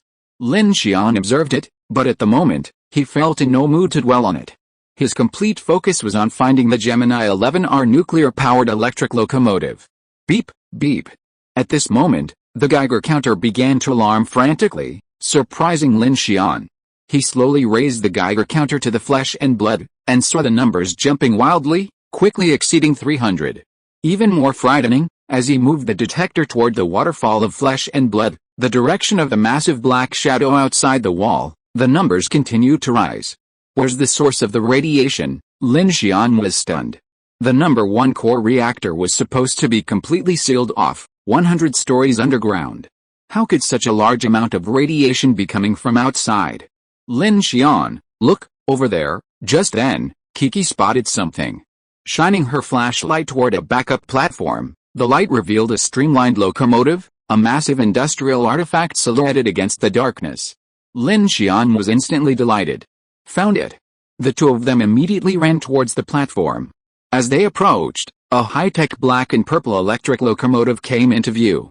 With the underground city's great migration, this Gemini 11R nuclear-powered electric locomotive seemed like an industrial beast dormant in the abyss. Lin Xian eagerly approached, placed his hand on it, and began to operate its mechanical heart, scanning, mechanical heart, overriding, scan completed, target Gemini 11R nuclear-powered electric locomotive, test condition, main structure integrity 100%, integrated power system, good, microstar 152 micronuclear-powered ERX power plant, cool down, auxiliary energy pack, good, how's it going? Everything is intact. The nuclear reactor has cooled down. But I can try to activate the auxiliary energy pack first and perform a system self-check. Lin Xian didn't relax for a moment and immediately began to try to activate the primary system. For a mechanical equipment of this scale, completely overriding the drive would be extremely difficult. He had to rely on the train system for control. For now, Lin Xian could only activate and control the power supply switches. As for the system, Kiki would have to take over. As Lin Xian activated the primary system, the entire locomotive subsystems began to operate. The lights slowly illuminated, and in an instant, the stunning full view of a nuclear-powered electric locomotive appeared before Lin Xian and Kiki's eyes. Wow, this thing is so cool, Lin Xian's expression shone with eagerness. With this thing, the train's energy needs would be completely solved. Heating, water circulation, propulsion, and everything else would be handled. The 290 megawatt micronuclear DRX power plant was more than enough for Lin Xian to completely unleash his energy, no longer relying on his supernatural powers. This would free up more energy and time to strengthen its defenses and internal machinery, while also increasing his own strength. The only problem was the need for complete protection for this locomotive. Its durability was far inferior to that of a powerful vehicle like the Jujing 03E heavy-duty gas turbine locomotive. Let's go up and take a look. Lin Xian looked at the Geiger counter in his hand, his expression slightly stern. He looked at the train before him, knowing that its hull must be made of extremely high-standard radiation-resistant metal. For now, they would be better off staying aboard the train for safety. Beyond the reactor cooling system, there were also numerous mechanical components waiting for Lin Xian to inspect. He couldn't just stand there in a high radiation area and work there. I'm asking for monthly votes from menu book. Brothers, let's get on board and go. Chapter 112 Attacked. 9. Aboard the Infinity, Chen Sixuan and Sasha anxiously awaited news of Lin Xian and Kiki. Being underground, coupled with the recent earthquake, the intense oppression was almost suffocating. They had thought this was the last gathering place of civilization's survivors, where they could leverage Kiki's identity to achieve their goals, but instead they encountered a post-apocalyptic tomb. Even Zhao Yan and Su Wen could sense the desolate presence of hundreds of thousands of wronged souls, a sense of despair permeating the depths of the earth. Ding ding ding. Sasha sat at the table, observing the hell-black chrysanthemum in the planned cultivation chamber, her eyes filled with curiosity. Zhao Yan and Su Yun, after a good cry and some food, had finally calmed down. They sat in a corner and began to observe the interior of the steel-armored train. Where are you from? Are you going to Yubei? Sasha glanced back at them without saying anything. Seeing Sasha silent, Zhao Yan stopped chatting and began whispering to Su Wen. A nearby building watched the men with guns, their attention constantly focused on the situation outside the train. Inside the cockpit, Chen Sixuan waited by the transponder. Ding Junai, who had just eaten something, also joined them. Misting, Chen Sixuan looked at the woman with a somewhat cold expression and asked, "Where have all the living people in this underground city moved to?" Ding Junai's eyes shifted, and she said seriously, "The migration plan is to another underground city. We haven't been notified of which one, and of course, I don't know if those people have successfully moved. Aside from you, are there any other survivors here?" Ding Junai nodded. "From a probabilistic point of view, perhaps there are, but the chances of survival are low. Currently, the main energy core and 2 backup cores of the entire underground city have been destroyed. Only the number 3 backup core on the 75th floor is still online. After the underground city was sealed, we connected to this backup core for power. No other users have appeared in the entire subsystem, and surveillance has not found any unmutated survivors." Chen Sixuan was slightly speechless, and a sigh of regret filled her heart. This vast underground city, once the hope of survival for countless people, had suddenly become a terrifying sinkhole that buried 370,000 people. Not to mention the countless refugees on the snowy plains when they arrived. At that moment, a mechanical sound echoed.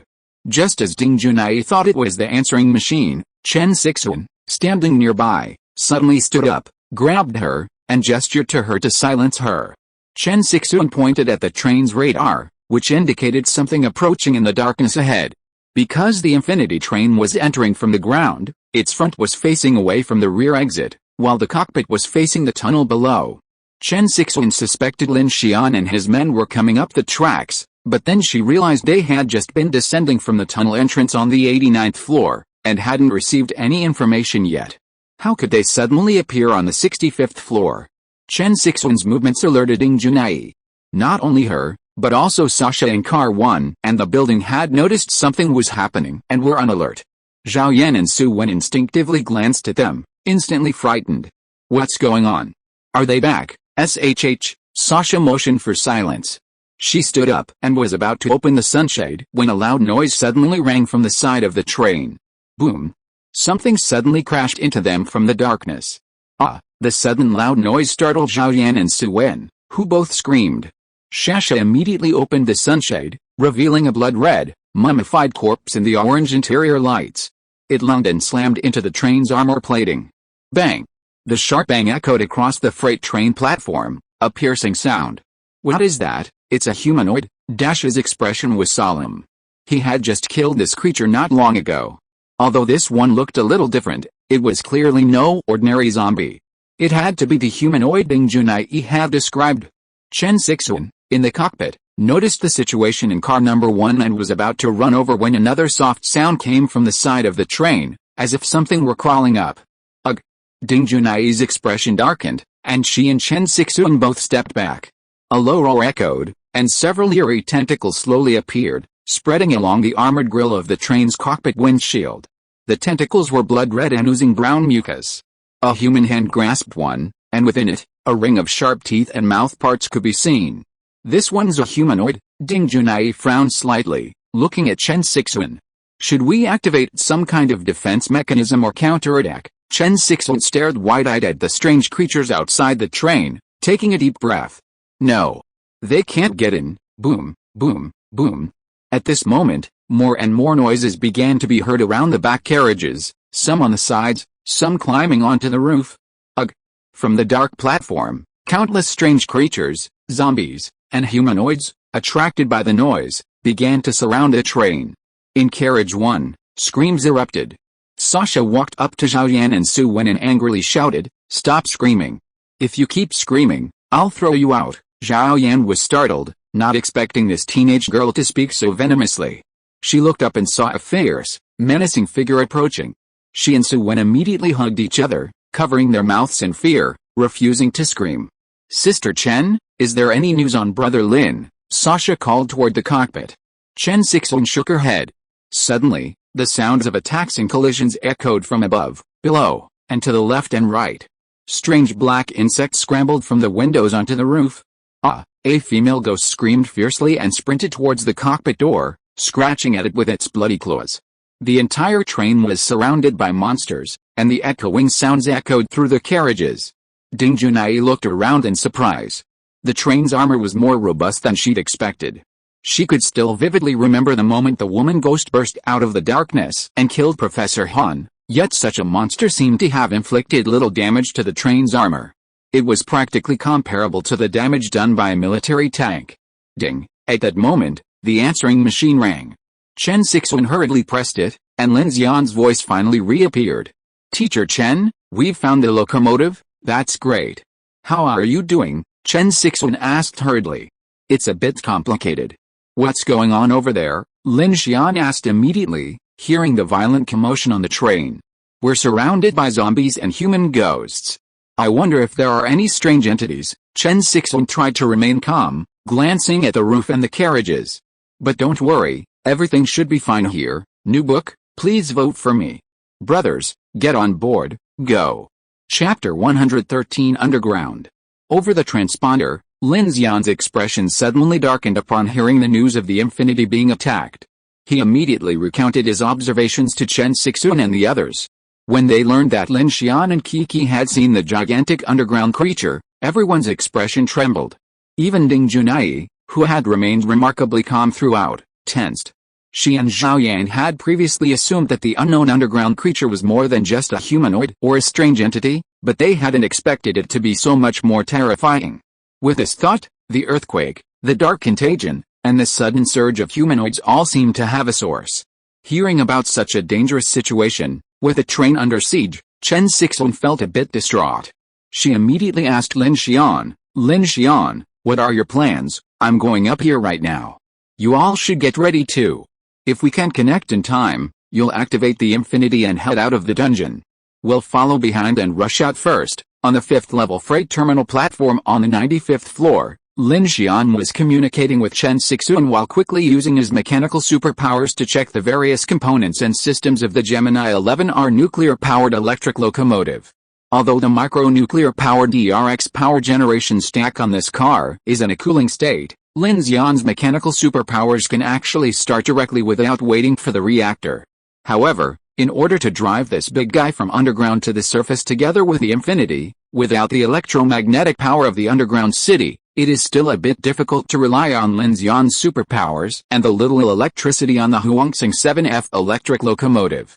"Girl, you start peeling off the control rods first, I'll be there soon." Starting the reactor requires the system to start peeling off the control rods, and all of this takes a certain amount of time for the reactor to reach the expected working state. In the cockpit, Kiki began to start the system on the console, core activated, control rods withdrawn, accelerating, current core temperature 76 degrees Celsius, startup progress 3%, empty. As the first control rod was removed, the small reactor at the center of the train emitted a hollow rumble. A pale blue light flickered due to the Cherenkov effect, and an invisible vibration of energy seemed to radiate outward. Kiki, observing the progress on the system screen, suddenly had a thought and said, "Lin Xian, shouldn't the radiation be inside the building? Why are those disgusting pieces of meat emitting such strong radiation? And that terrifying thing outside is also emitting radiation? Do you think it's that monster? Did it heat the core?" Kiki suddenly blurted out, startling Lin Xian, who was inspecting the train components. Suddenly, a slight tremor echoed. Lin Xian and Kiki turned their heads and, through the cockpit window, witnessed a terrifying scene. Beyond the hole in the wall, the massive dark silhouette at the bottom of the dungeon pit seemed to move. It was as if the being in the darkness had turned its head and looked in this direction. Not good. Lin Xian's expression changed. Subconsciously, he felt that Kiki's guess must have been correct. Perhaps the underground creature appeared here because of the number 1 main core of Underground City 9. Thinking of this, Lin Xian no longer hesitated. "Hurry up, let's go." In an instant, the mechanical heart spun at high speed, and the engine directly driving the entire train began to roar. Empty. The lights came on, and the white light illuminated the platform and tunnel ahead, covered in flesh and blood. While the dust on the Gemini 11R nuclear-powered electric locomotive slowly fell away, and it began to move on the tracks. Boom. At this moment, the entire tunnel suddenly began to shake violently, and dust flew up. Kiki in the cockpit was a little unsteady. Just as the electric locomotive left the number 5 freight terminal track platform, a huge explosion sounded behind. The shockwave and dust rushed into the ascending tunnel, and the train began to shake violently. "What is that? That giant monster?" Smoke and dust erupted on the rear-view camera in the cockpit. The entire platform seemed to vanish in an instant, and a massive gray-white shadow instantly filled the screen, making it impossible to discern its true form. Lin Xian's eyes blazed with anger, and he activated his mechanical heart, sending the electric train into frenzied acceleration. "Hurry, get Teacher Chen and the others moving," he shouted to Kiki. At high speed, he worried that they wouldn't have time to connect with the Infinity at Freight Terminal Platform 4. Furthermore, that platform was already under siege, so the Infinity had no choice but to depart first. If the Huangsing 7F electric locomotive ran low on power, Lin Xian could push in from behind. With both locomotives accelerating, they wouldn't collide directly. Beep, beep. Elsewhere, the answering machine began to buzz. Just as Chen Sixuan pressed the call button, Kiki's urgent voice echoed. "Sister Chen, start the train and move up." Chen Sixuan's face changed drastically upon hearing this.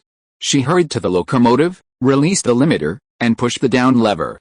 She had already adjusted the direction of travel. At this moment, the engine of the Huangsing 7F electric locomotive roared to life, the infinity lights turned on, and it began to reverse. Boom, boom, Boom. Ugh. Countless zombies and ghosts continuously attacked the train's armor, but Chen Sixuan paid no attention. As the locomotive's motor started, the people on board suddenly felt the vehicle tremble and move backward. Meanwhile, Ding Junai suddenly turned, pulled her laptop from her bag, and opened the subsystem-controlled terminal that led to the dungeon. She then addressed Chen Sixuan and Lin Xian, who was on the transponder. To prevent any accidents, I'll open the entrance gate in advance and adjust the platform switch from GF2 to GF4. This will save time if you're trying to tow those two Col-3 biological research vehicles. Okay, everyone, hold on tight. I might bump into you later, Lin Xian shouted from the transponder. Chen Sixuan turned to Dalu and Shasha. There are too many zombies on the trailer out back.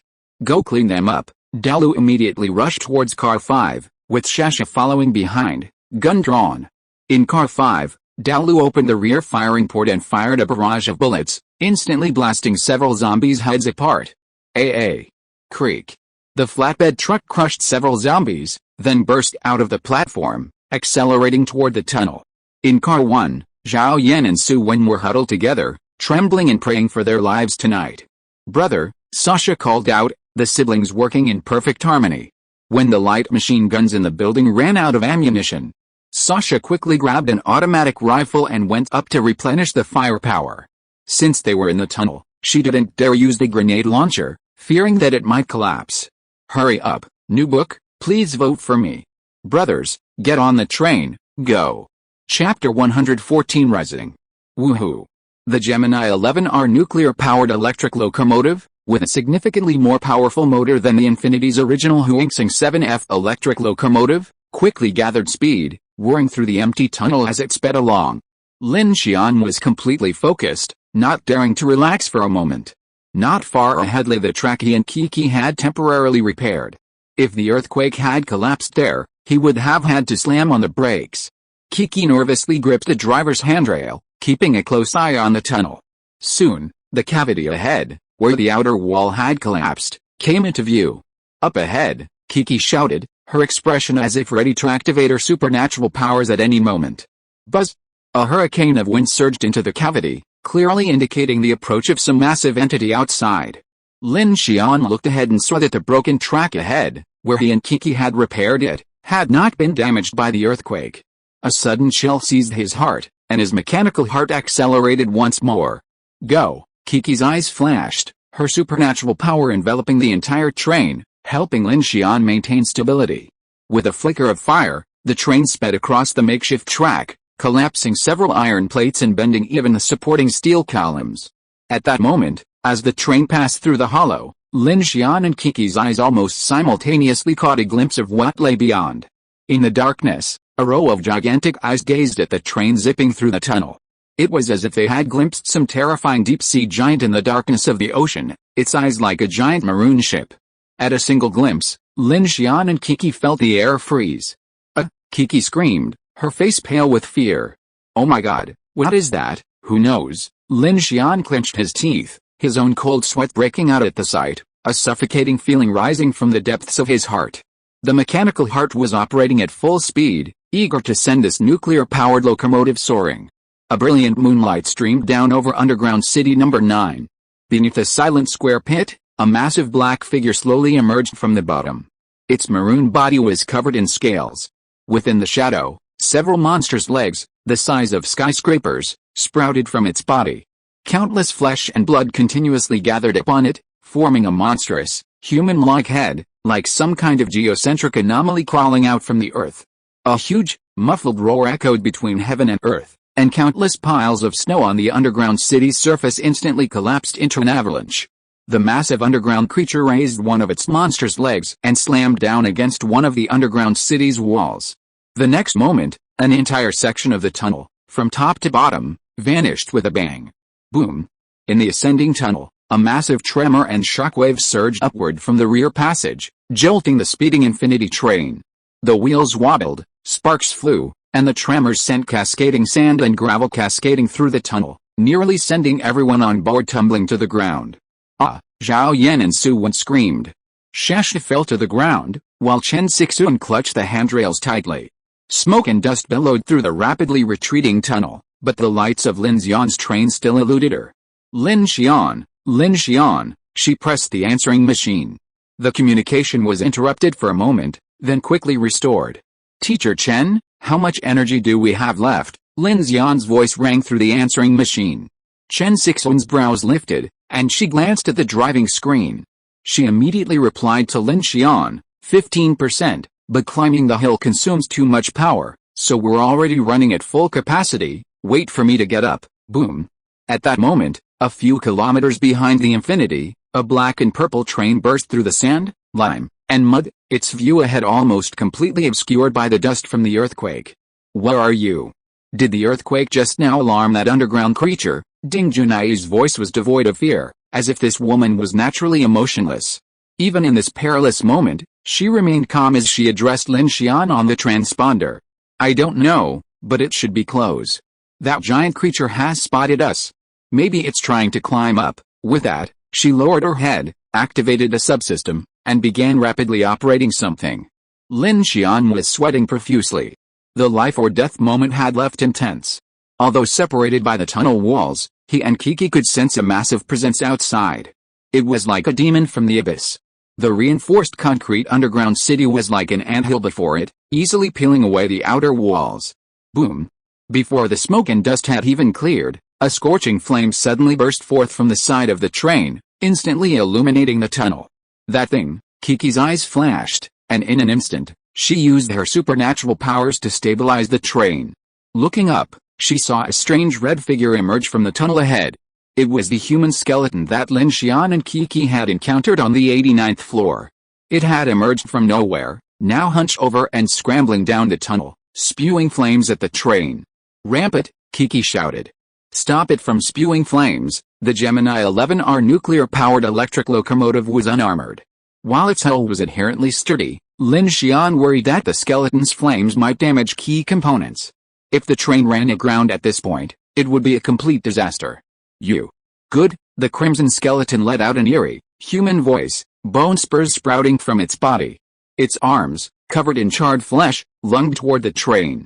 Flames erupted from its mouth once again. You're such a jerk, Kiki raged, gritting her teeth and waving her hand. A boundless telekinesis pinned the skeleton against the outer tunnel wall, blocking the blaze from its mouth and releasing it wildly towards its face. Boom!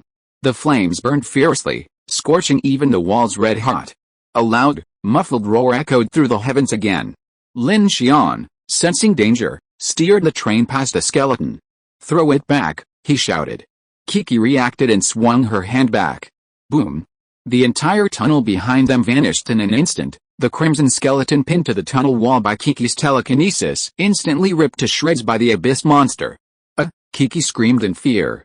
Lin Xian thought she was injured, but the girl, with a look of anxiety on her face, activated her supernatural powers, dragging something towards the front of the train.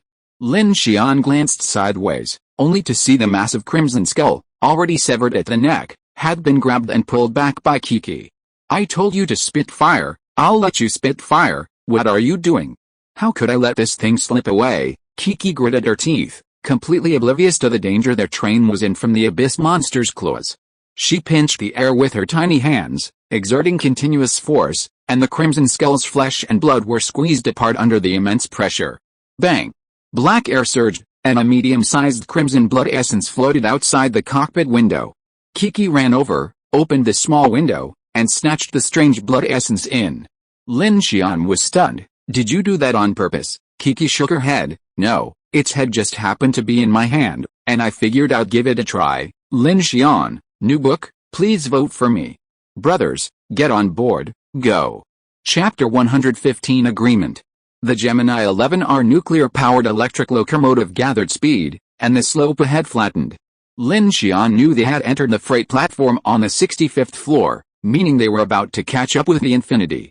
As the train slammed into the platform, a dense mass of figures suddenly appeared under the lights, all zombies and humanoids. Lin Xian watched the scene unfold without slowing, thundering through. Bang! Boom! Boom! The 290-megawatt Gemini 11R nuclear-powered electric locomotive roared like a steel behemoth, frantically compressing the atmospheric pressure in the narrow tunnels and platform corridors. Like a flash of black and purple lightning, it crushed the zombies. The zombies and humanoids on the platform seemed to see only a bright light rushing in from the depths of the tunnel. The next moment, they fell into the cycle of reincarnation, their bodies disintegrating under the train's front and iron wheels. Puff! Like a speeding car colliding with some kind of moth, blood splattered across the train's windshield. Meat and blood sausage clung to the train like noodles. Kiki turned her eyes away, afraid to look. Lin Xian's heartbeat intensified, and he immediately activated the windshield wipers. What are you standing there for? Move those stuck intestines out. Are you saving them for a midnight snack? Lin Xian shouted, seeing Kiki covering her eyes. All right, Kiki hissed, and with a deft wave of her hand, she moved some obstructions away from the windshield. Empty, empty, empty. Ripples echoed from underground, and a beam of light began to appear ahead. It's the Infinity. The train accelerated closer, and soon a train emerged from the tunnel ahead, hurtling upwards. Its black armor and ice-breaking shields exuded a destructive aura. Lin Xian, Teacher Chen's voice called from the answering machine. In the tunnel, two rapidly ascending trains approached. Lin Xian could almost see Chen Sixuan waving at him through the armored grille of the Infinity. Right away, girl, help. Lin Xian stood up, controlling the train's deceleration while quickly constructing two connecting columns outside the window. Because the Whale 03E heavy-duty gas turbine locomotive was equipped with an ice shield, Lin Xian couldn't directly drive the train over it. Kiki also used her powers, aligning the two trains' speeds. At high speed, the connecting columns were successfully attached. Once connected, Lin Xian activated his mechanical heart to accelerate. The immense thrust propelled the low-powered Infinity upwards. Boom! The earthquake struck again. Tunnel after tunnel began to collapse. Sand and earth fell from the lower station, cracking and tearing the concrete tunnel ceiling. Be careful, that thing is coming again, ahem. A massive, muffled roar echoed, and the underground city felt like it was sealed within a giant drum. The sound practically vibrated within everyone, and even the most timid would have felt their legs weaken at the earth-shaking sound. Boom! The tunnel, the floors, collapsed with a resounding crash, and entire side walls collapsed. Moonlight streamed into the tunnel. In an instant, everyone saw a row of giant eyes, blocking out the sun and sky, approaching them. On the Infinity, Zhao Yan and Su Wen paled at the sight, their screams echoing through the train. Shasha and Chen Sixuan were also utterly stunned, their minds blank. The underground city walls and floors collapsed, and debris from commercial and residential areas continued to fall. Along with the falling debris came a dense mass of black figures. A closer look revealed that they were the underground city residents, transformed into zombies, falling like rain into the deep pit. At that moment, Lin Xian's heart sank. There's no escape. Before this abyssal behemoth, even the dungeons were like anthills, defenseless. Aboard the Infinity, Ding Junai's expression remained tense, her face unwavering. The massive earthquake merely knocked her to the ground. Once she got up, she resumed her work on the system. Mr. Lin, Ding Junai's voice rang out from the answering machine. I've sent a link to the system backup plan to Miss Kiki's mobile device. It contains a self-destruct protocol for the 4 energy cores in Dungeon 9. Theoretically, we could use this protocol to activate the self-destruct sequence for the backup core on the 70th floor. Currently, there's no higher level administrative authority within the dungeon, so only P4 level authority is required for internal confirmation before activation. If feasible, we might be able to use this self-destruct sequence to buy some time to escape. Upon hearing Ding Junai's words, Lin Xian's eyes hardened, and he immediately looked at Kiki. Kiki, standing nearby, immediately opened her mobile device and saw that a protocol link had indeed popped up on the panel. It's true.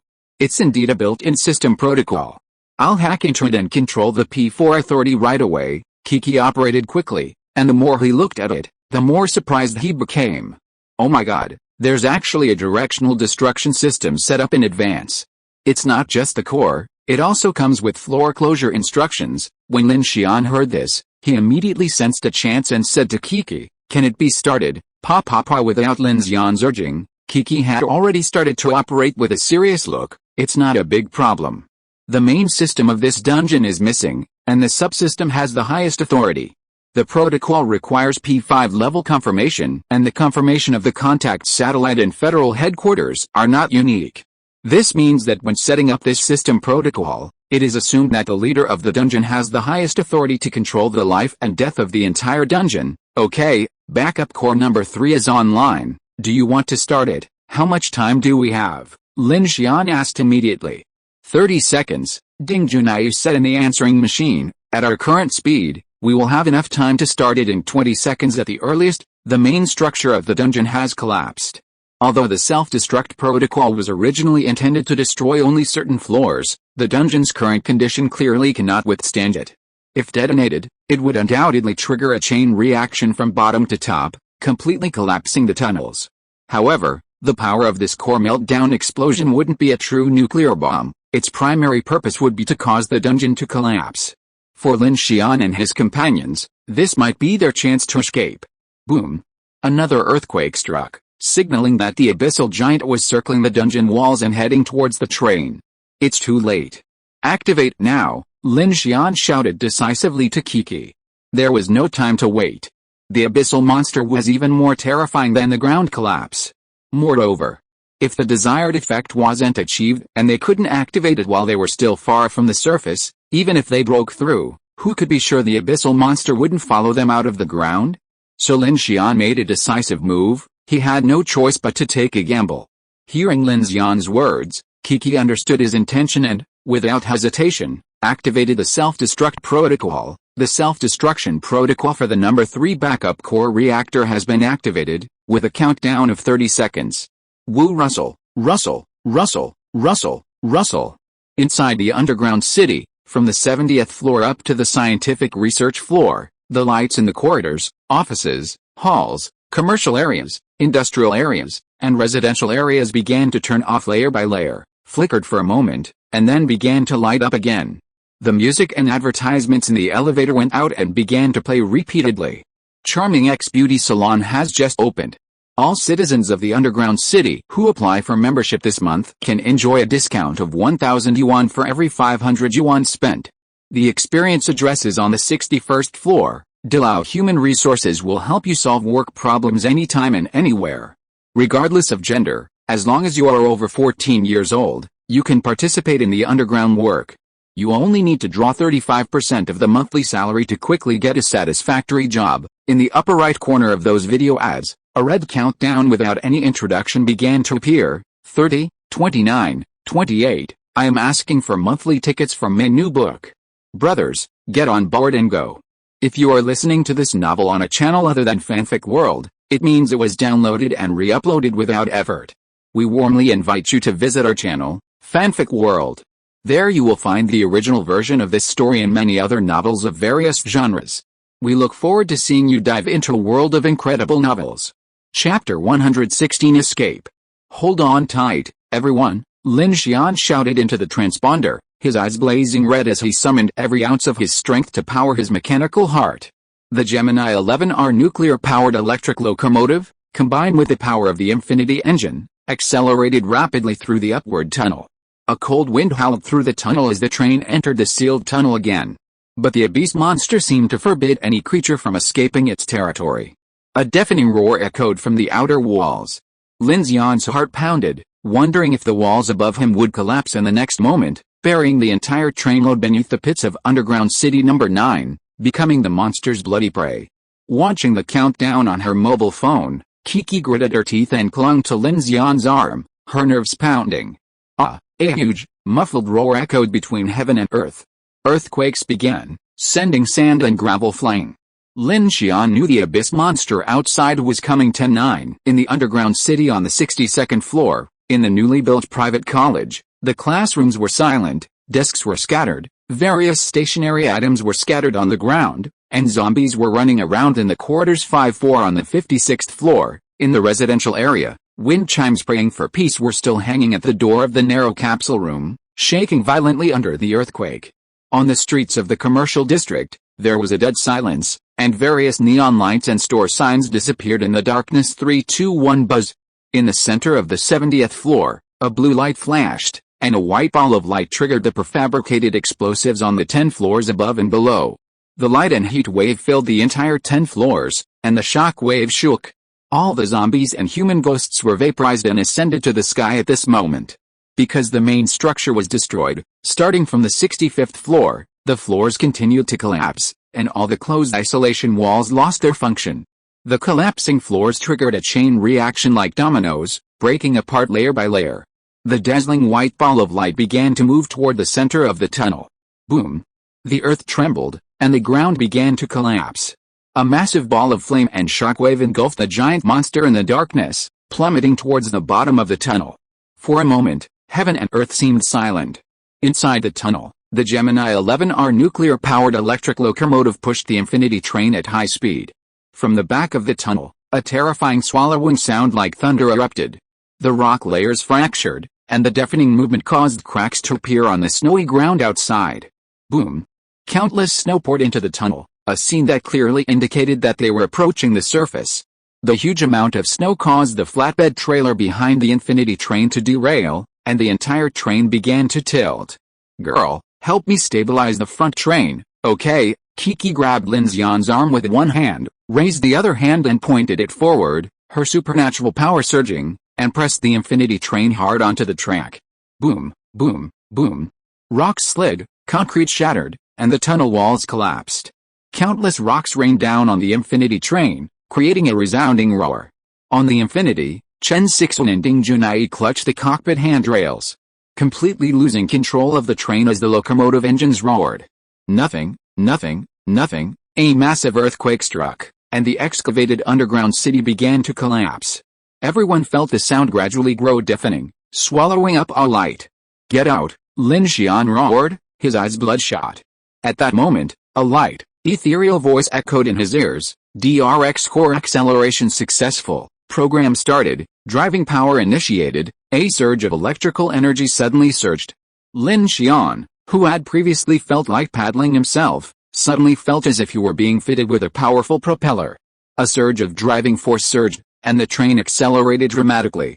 Zzz. Sparks flew across the tracks as the Gemini 11R nuclear-powered electric locomotive accelerated, propelling the infinity train through the collapsing tunnel.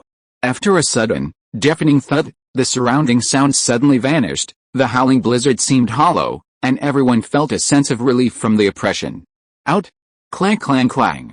The lights of the Gemini 11R nuclear-powered electric locomotive illuminated the surrounding landscape, opening up dramatically. A tremendous roar and the sound of collapse echoed behind them. The train then swerved from the track onto the switch, hurtling toward the darkened platform ahead at breakneck speed. "We're out." Kiki came to her senses. The vast underground city behind them was rapidly submerging. "That's completely collapsed." Chen Sixuan's voice came over the transponder. From the Infinity's cockpit, she peered out the window. As the snow settled, Lin Xian could now clearly see the surrounding darkness. The train had emerged from the surface, and the vast underground structure behind them was collapsing. As the sound of the earthquake behind them gradually faded, the Infinity rushed onto platform GF4 on the outer surface and suddenly stopped. A landslide could cause a chain reaction. "Do you still have time to retrieve those two colopods?" Ding Junai was puzzled by Lin Xian's sudden stop. "Theoretically, shouldn't we seize every opportunity to escape now?" "Put away your theories." Lin Xian quickly disconnected the train's interconnect and spoke into the transponder. "Teacher Chen, prepare to turn the train around." The blizzard outside had piled a meter of snow on the snowfield, and the external passages outside the wall were completely blocked by zombies and cars. If the Infinity didn't turn around, without its ice shield, it would definitely overturn. So Lin Xian acted decisively, rushing onto the platform and turning the train around as soon as he could. Chen Sixuan, on the other side, immediately understood Lin Xian's intention. There was only a single track on the snowfield, and rushing out against the two flatbed trailers behind would surely cause a chain reaction. "I understand." Chen Sixuan immediately began to move. Ding Junai frowned, but she also understood Lin Xian's intention. It turned out that his primary reason for stopping wasn't to remove the two carriages, but for other considerations. Boom. The earth-shaking sound continued. Lin Xian acted swiftly, having Chen Sixuan and Kiki in the building quickly coordinate with him, using the duplex track inside the platform to redirect the carriages. The Whale 03E heavy-duty gas turbine locomotive, equipped with an ice-breaking shield, continued on the lead, while the Gemini 11R nuclear-powered electric locomotive was at the rear. Meanwhile, Lin Xian located the two coal carriages and, After roughly connecting them with cast couplings to release the wheel restraints, started the train and began to head out. By then, Lin Xian and Kiki had returned to the Infinity, restarted the engines, and without a moment's slack, they sprinted towards the platform. There's no time to open the door. Let's just crash it, ugh. Outside the gates of the iron mesh fence, tens of thousands of unfrozen zombies howled, drawn in by the roar. The ground cracked and ripped apart, walls collapsed in places, and countless zombies rushed forward in the darkness like a swarm of locusts. Woo! The gas turbine roared, pulled by a 290-megawatt nuclear-powered electric locomotive behind it. The Infinity train was like a sharp sword in the darkness, surging through the tide of zombies. Behind the train, the super underground city, which had cost trillions of dollars to build, collapsed layer by layer, burying the foundation, which had been hollowed out for hundreds of meters, towards the center.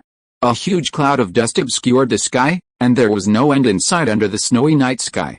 New book, please vote for me. Brothers, get on board, go. Chapter 117 Rectification. Boom boom boom. The Infinity's orange-red headlights pierced the blizzard's darkness, its ice-breaking shield shoveling through the thick snow like a hot knife through butter. Neither zombies nor cars could withstand this powerful horsepower.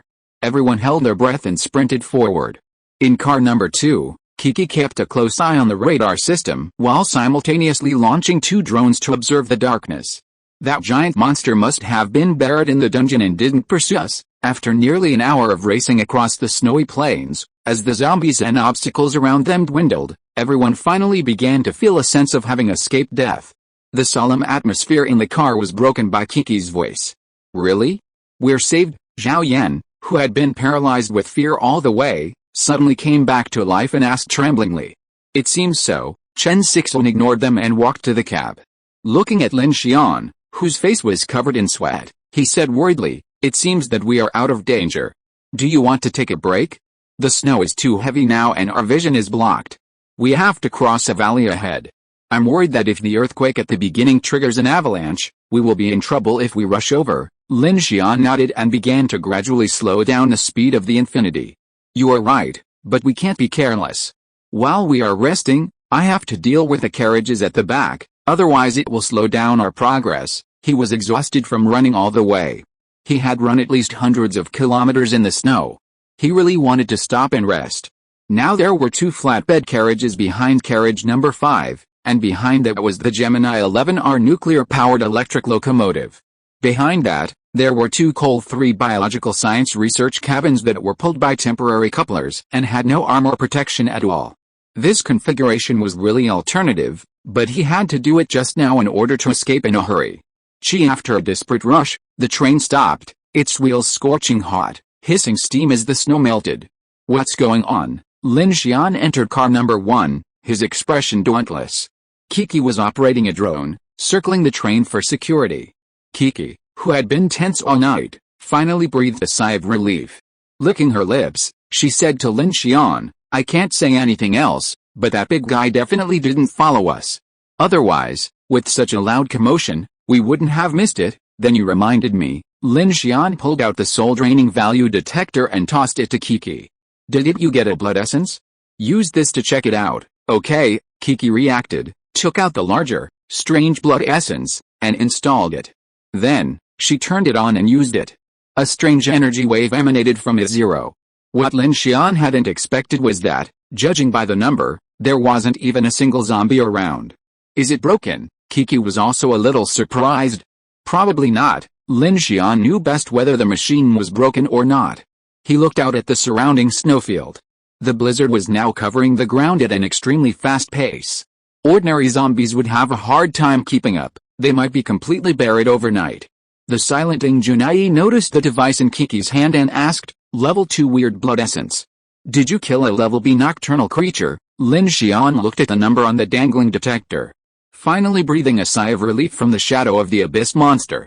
Looking at Ding Junai's calm expression, he couldn't help but ask, "Do you not have the word surprise and fear in your emotional system?" Ding Junai looked at him curiously. "Why do you ask that? If I screamed in fear like Dr. Zhao and Dr. Su, would that earn me more care and protection from my kind?" With these words, the atmosphere suddenly quieted. Chen Sixuan and Kiki all looked at Ding Junai with strange eyes. Zhao Yan and Su Wen looked at Lin Junai with complicated expressions, hinting at dissatisfaction and speechlessness. It was clear that although they had worked with Lin Junai for a long time, they still disliked her speaking style.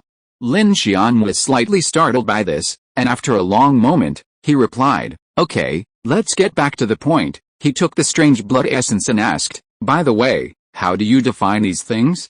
Why are the names different from the current Federation Phoenix Society?" "It's the same, actually." At this time, Su Wen, whose complexion had improved slightly, spoke first. "The Apocalypse Federation and the former federal government began development on the same Angel project. After the dissolution, the research directions are very similar. Whether it's nocturnal or weird, they all refer to this type of evil creature. Our research on the soul-sweeping value is also basically synchronized, but the Dungeon project no longer has widespread support in scientific research." Lin Xian was a little surprised. "Does your Biological Research Institute know about the content of the Angel project?" "Not entirely." Su Wen's mentor, Zhao Yan, looked at the others nervously and said, "We're currently researching anything related to dark energy. Whether it's zombies, degenerates, ghosts, blood essence, catastrophic plants, or superpowers, they're all connected to this dark energy. But after the federal government disbanded, the Angel Project was reorganized, and our underground city became part of the Dawn Project. We simply don't have the abundant superpowers and military resources to acquire blood essence and catastrophic plants for our research. Theoretically, the Dawn Project is no longer an official organization under the current Apocalypse Federation, but its leaders still believe they are the legitimate government of the world, so they've deliberately differentiated some of their research on the polar night. For example, nocturnal bodies and strange bodies mean the same thing. Currently, those with a soul dangling value fluctuating within -100 are called sea level or ordinary levels. The area above 100 is relatively wide, and those from -100 to -1000 are all defined as B-level strange bodies. Level 2 strange blood essence can be found on these creatures, with slight differences in size. We currently believe that this does not necessarily fully represent the threat level or level of the strange body. It may also indicate how many humans this creature has devoured. Devouring humans, Kiki frowned. I thought this soul-dangling value could directly indicate the threat level of the strange body, and that psychics were also measured with such values, such as evolutionary level and diamond level. Zhao Yan looked at Kiki in surprise when she heard this. "How do you know this?" "This is a general measurement concept in the early stage of the Angel Project, and it has a certain reference value. At this time," Ding Junai finally spoke. "Ever since the theory of night contagion came out, whether it is the new Angel Project, Night Walker, organization now affiliated with the Phoenix Order, or our Dawn Project, the mainstream believes that the Apocalypse Polar Night is an evolutionary ritual covering the entire world. The vast majority of people fail to evolve and degenerate into zombies, human ghosts, biological mutations, and the Star Abyss breeds strange bodies. Under this premise, more people will die or degenerate after each round of night, and the same thing is that with every day of survival, the surviving humans will evolve stronger because of this power, not only showing some kind of supernatural attributes, but all round, such as cell activity, muscle potential, and greater tolerance to viral and bacterial infections. Simply put, as long as you are alive, you are evolving.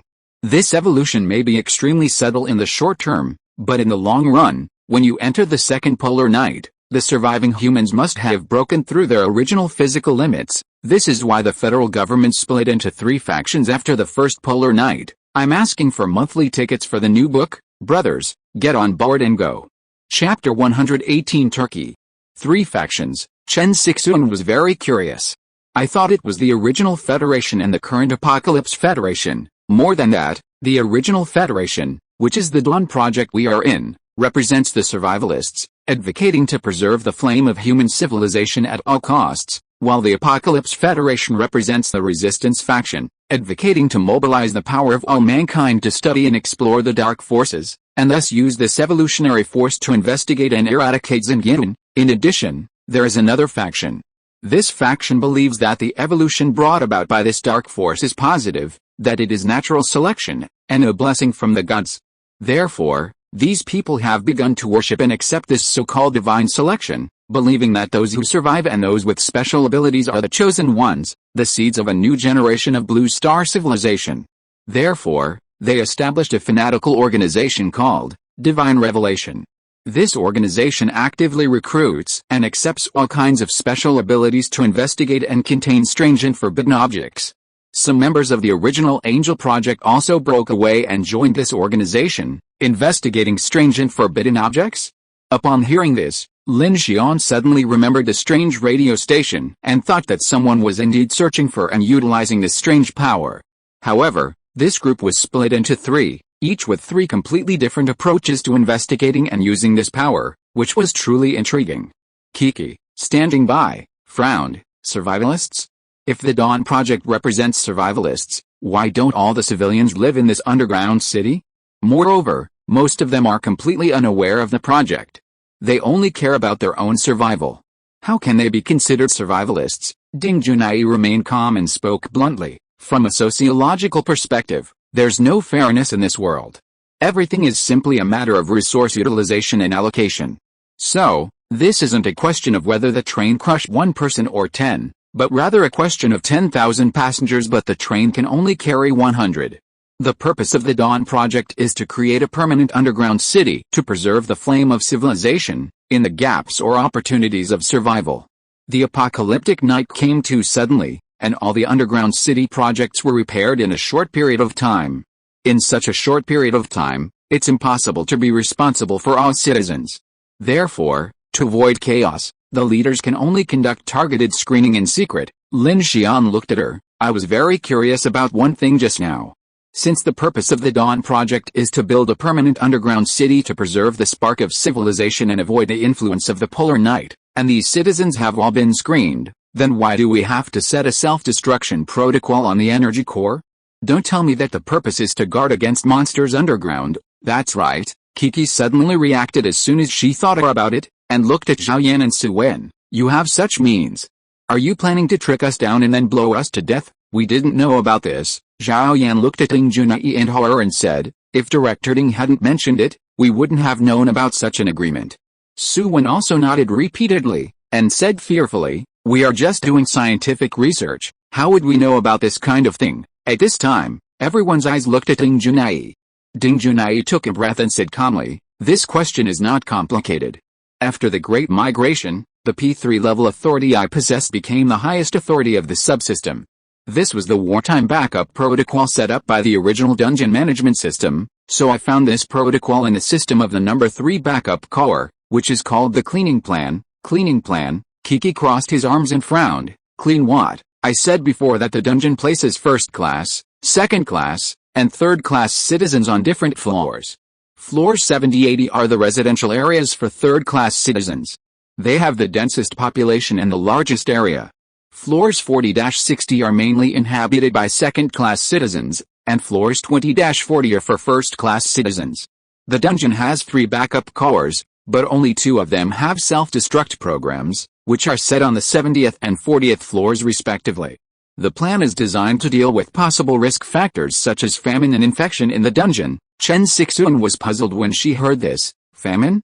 What does this have to do with self-destruction? Why is it okay? Lin Xian's eyes fixed. What she meant is that when the underground city needs cheap labor, they will exploit those third and second class citizens from the bottom up, and once there is a food shortage, they will directly close the floors, activate self-destruction, and bury hundreds of thousands of people under the floors directly underground. Am I right? As soon as these words came out, the air suddenly solidified. Chen Sixuan and others immediately gasped, and even the building's face became fierce.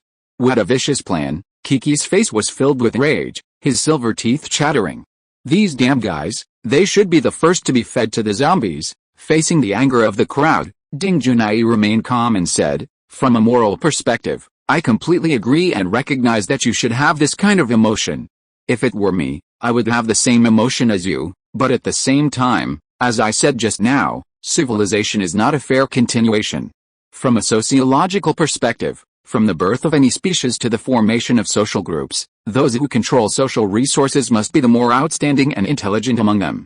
Of course, it does not rule out the possibility that there will be some good-for-nothings with good luck and good family backgrounds, but in terms of probability, being able to climb to higher class is essentially a kind of civilization selection. So when there are 100 people on this train and 30 people are chosen to sacrifice, the selection will still be based on this structure. It's like you are a farmer. When you have to dispose of half of your turkeys because of food shortage due to the plague, will you choose those that are the healthiest, most beautiful and smartest turkeys, or those that look ordinary or sickly?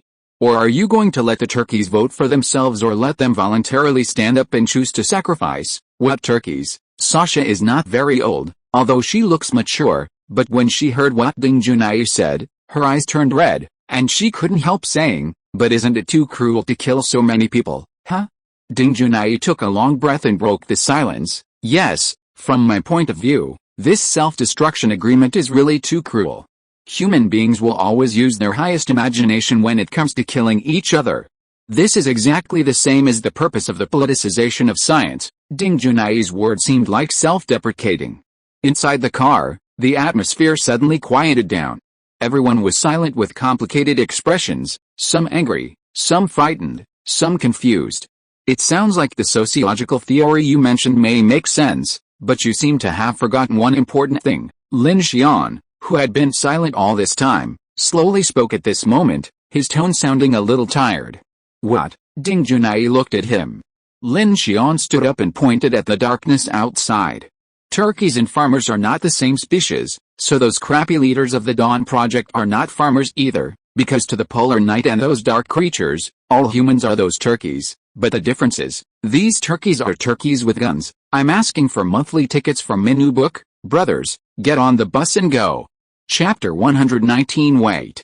Visibility was extremely poor in the blizzard, and the train's sunshades were fully opened, illuminating the snowy plains outside with the lights from within. Everyone was exhausted from the life-or-death struggle.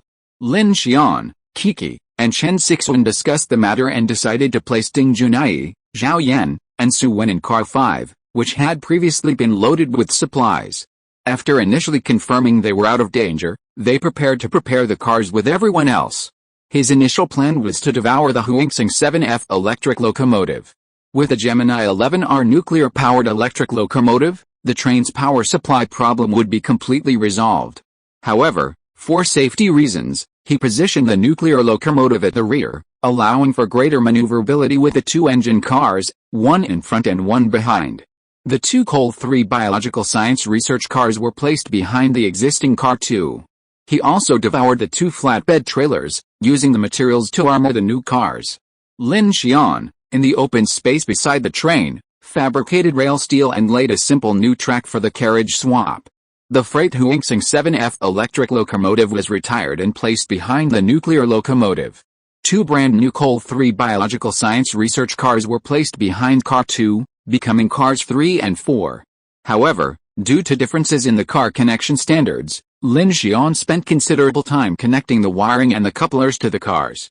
Upon boarding the research car and the lights coming on, everyone was immediately captivated by the clean, standard laboratory setup inside. Various research equipment and, most importantly, the plant culture chamber, Lin Xian desired. He planned to rearrange it, as his goal was to grow vegetables, not conduct scientific research on the road. While it might sound a bit overkill, it wasn't a big deal. The delicate equipment wouldn't withstand the abuse during the escape, so growing more fruits and vegetables would alleviate the post-apocalyptic food pressures. By the time they had connected the cars, it was already late at night, and the snowstorm had intensified. Lin Xian asked Kiki and Chen Sixuan, who were already exhausted and confused, to rest first, and asked Lu to stand guard in car number 7. He then took the time to prepare to devour the two flatbed trailers and the Huingsing 7F electric locomotive. Lin Xian estimated that this time he would definitely be able to break through level 3 and usher in his first awakening. Then, after he had recovered some strength tomorrow, he would make a set of protective armor for the nuclear-powered locomotive. Late at night, everyone, including Zhao Yan and Su Wen, fell asleep due to exhaustion. Lu stood guard in car number 7, while Lin Xian scanned the sophisticated instruments in the new cars number 3 and number 4. This was now a habit of his. He didn't necessarily need these instruments, but they were stored in his blueprint library.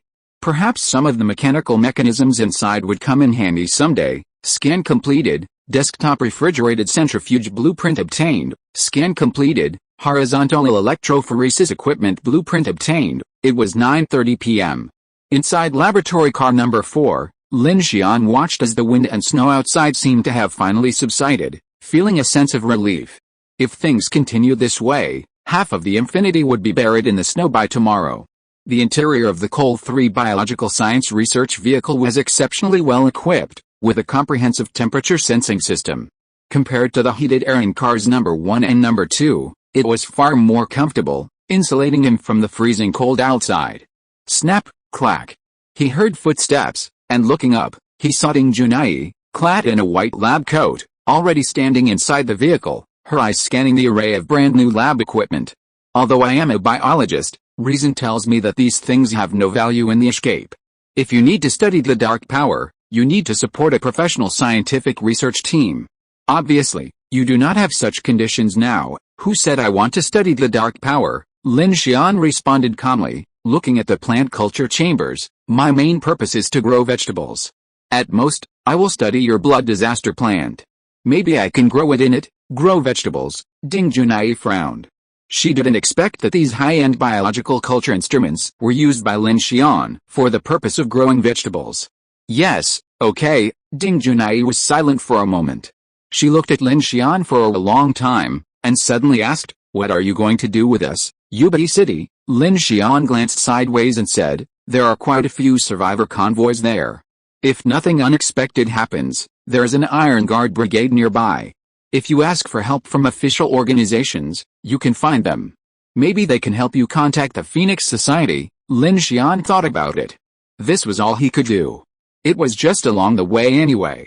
Ding Junai nodded and said, thank you for your generous rescue, otherwise the three of us would have died. It's just cooperation. Lin Xian shrugged. I also have my own purpose, but now, if I were to choose again, I would definitely not come to rescue you. So far, Lin Xian is still frightened of the abyss monster in the dark. If he had known this would be the case, he would definitely choose to run away. Ding Junai looked at him and said seriously, we are not hiding the truth.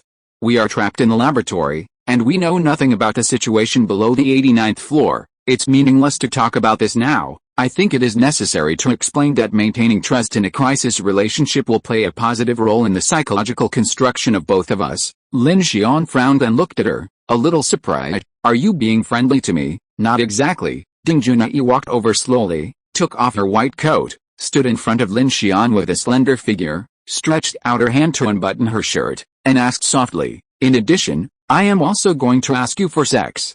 After 2 weeks of hardship, my body has gained great pleasure in the escape from life and death just now. The feeling is great, perhaps due to the influence of estrogen. If you don't refuse, I want to have an intimate relationship with you at this moment, Lin Xian. He was stunned for a moment, then looked at Ding Junai in surprise. No, you are too contrasting. What is the contrast? Ding Junai looked puzzled. As a mature woman with a sound mind, it is normal for me to want to get sex from a high-quality man, isn't it? Lin Xian's hair stood on end. Ding Junai took a step forward and began to unbutton her shirt with one hand. Although she was tall and slender, her breasts were very firm. She explained very attentively, if you are worried about your health, I can tell you responsibly that I have a physical examination in the dungeon every month. According to the physical examination report, I am very healthy and do not have any genetic diseases or infectious diseases. My figure and chest circumference meet the description of sexy in men's evaluation of the opposite sex, and I am not on my period at this moment. Hey, wait a minute. Lin Xian frowned. In addition, as for the environment, we have escaped danger, and this carriage is very clean, warm, and a private space without being disturbed by others. Although I noticed that you and Miss Chen and Miss Kiki may have a relationship, but now we are facing the end of the world and the collapse of social order. In this case, it is completely reasonable and even very exciting for us to have sex in this unnoticed space in the middle of the night without any harm to each other, and to gain pleasure and trust from it. Don't you think so? Ding Junai took off her shirt and stood quietly in front of Lin Xian, pointing to the button of her jeans under her flat belly. Her voice was as light as that of an indifferent tour guide. However, as a woman, I think it would be very offensive to unbutton this button. Of course, I don't mind if you are a little rough. Lin Xian was dumbfounded. No, I am asking for monthly tickets from Menu Book. Brothers, get on the bus and go. Chapter 120 Showing Goodwill. Ding Junai was right. The air inside the research carriage was clean, fresh, and filled with warmth. Although it was filled with all kinds of strange scientific instruments, in some ways, it was indeed more exciting. But before Lin Xian could wrap his head around her strange theory, Ding Junai had already walked up to her, looking at him calmly. It felt like, brother, let's work together to perform a beautiful combo move. Our all-female science and engineering gurus so logical and unconcealed in their expressions of purpose? After a moment of silence, Lin Xian suppressed his inner urge and looked at Ding Junai. Are you worried that I'll kill you, or are you worried that no one will take you in and leave you behind in Yubai City, so you're deliberately trying to be nice to me, trying to take advantage? No way. But then again, stupid, can't you still leave me behind even if I sleep with you? Ding Junai didn't know what Lin Xian was thinking, but when she heard him, she spoke without any reservations. You're right, but my request is after sex. After. Lin Xian was speechless. What exactly do you want to say? Ding Junai frowned slightly. Research shows that during or after pleasure, men and women experience a heightened sense of trust and identification. In intense moments, they can even reach a brief state of impulsive recognition. So, after sex, I'm going to ask you to stay in the car and join your team. Lin Xian opened his mouth, but suddenly felt like he wanted to say something but couldn't. For some reason, he felt like she was bouncing back and forth between understanding men very well and not understanding them at all. So after all this talk, your goal is to stay on my train? Yes, Ding Junai said, looking at Lin Xian. From my observation, you, as the leader of this train, possess both the ability and the decision-making power. In other words, the lives of Dr. Zhao, Dr. Su, and I rest in your hands. In this situation, there's no downside to me showing you goodwill. Therefore, my decision is fully supported by theory and motivation. Whether you choose to keep me, send us to the official organization, or simply avoid harming me along the way, it will all be positive for me. After careful observation, Ding Junai discovered that Lin Xian possessed a unique ability. He could create machines out of thin air. The Gemini 11R nuclear-powered electric locomotive required several specialized personnel to operate, yet he seemed to have no problems at all. Therefore, she deduced that Lin Xian's ability must be extremely advanced, and his team must be formidable, to have managed to escape such a dangerous situation. And judging by Lin Xian's attitude towards the building, Kiki, and the others, she knew he was highly trustworthy. Therefore, after careful evaluation, Ding Junai decided to approach Lin Xian about joining the team, a move also for her own survival. I understand, Lin Xian sighed. Talking to this woman, despite her unabashed sincerity, always felt exhausting. It was like writing a paper, where even the mere act of currying favor required theoretical support. It sounded quite daunting. I'll consider it. Nothing else is necessary for now, Lin Xian said. I'm sorry, I might have misunderstood what I said. Ding Junai reached for the buttons of her bra, her face calm, but her eyes fixed on Lin Xian with a hint of eagerness. I'm not using sex as a bargaining chip. For me, it's a genuine need to satisfy my physical needs. Lin Xian shuddered.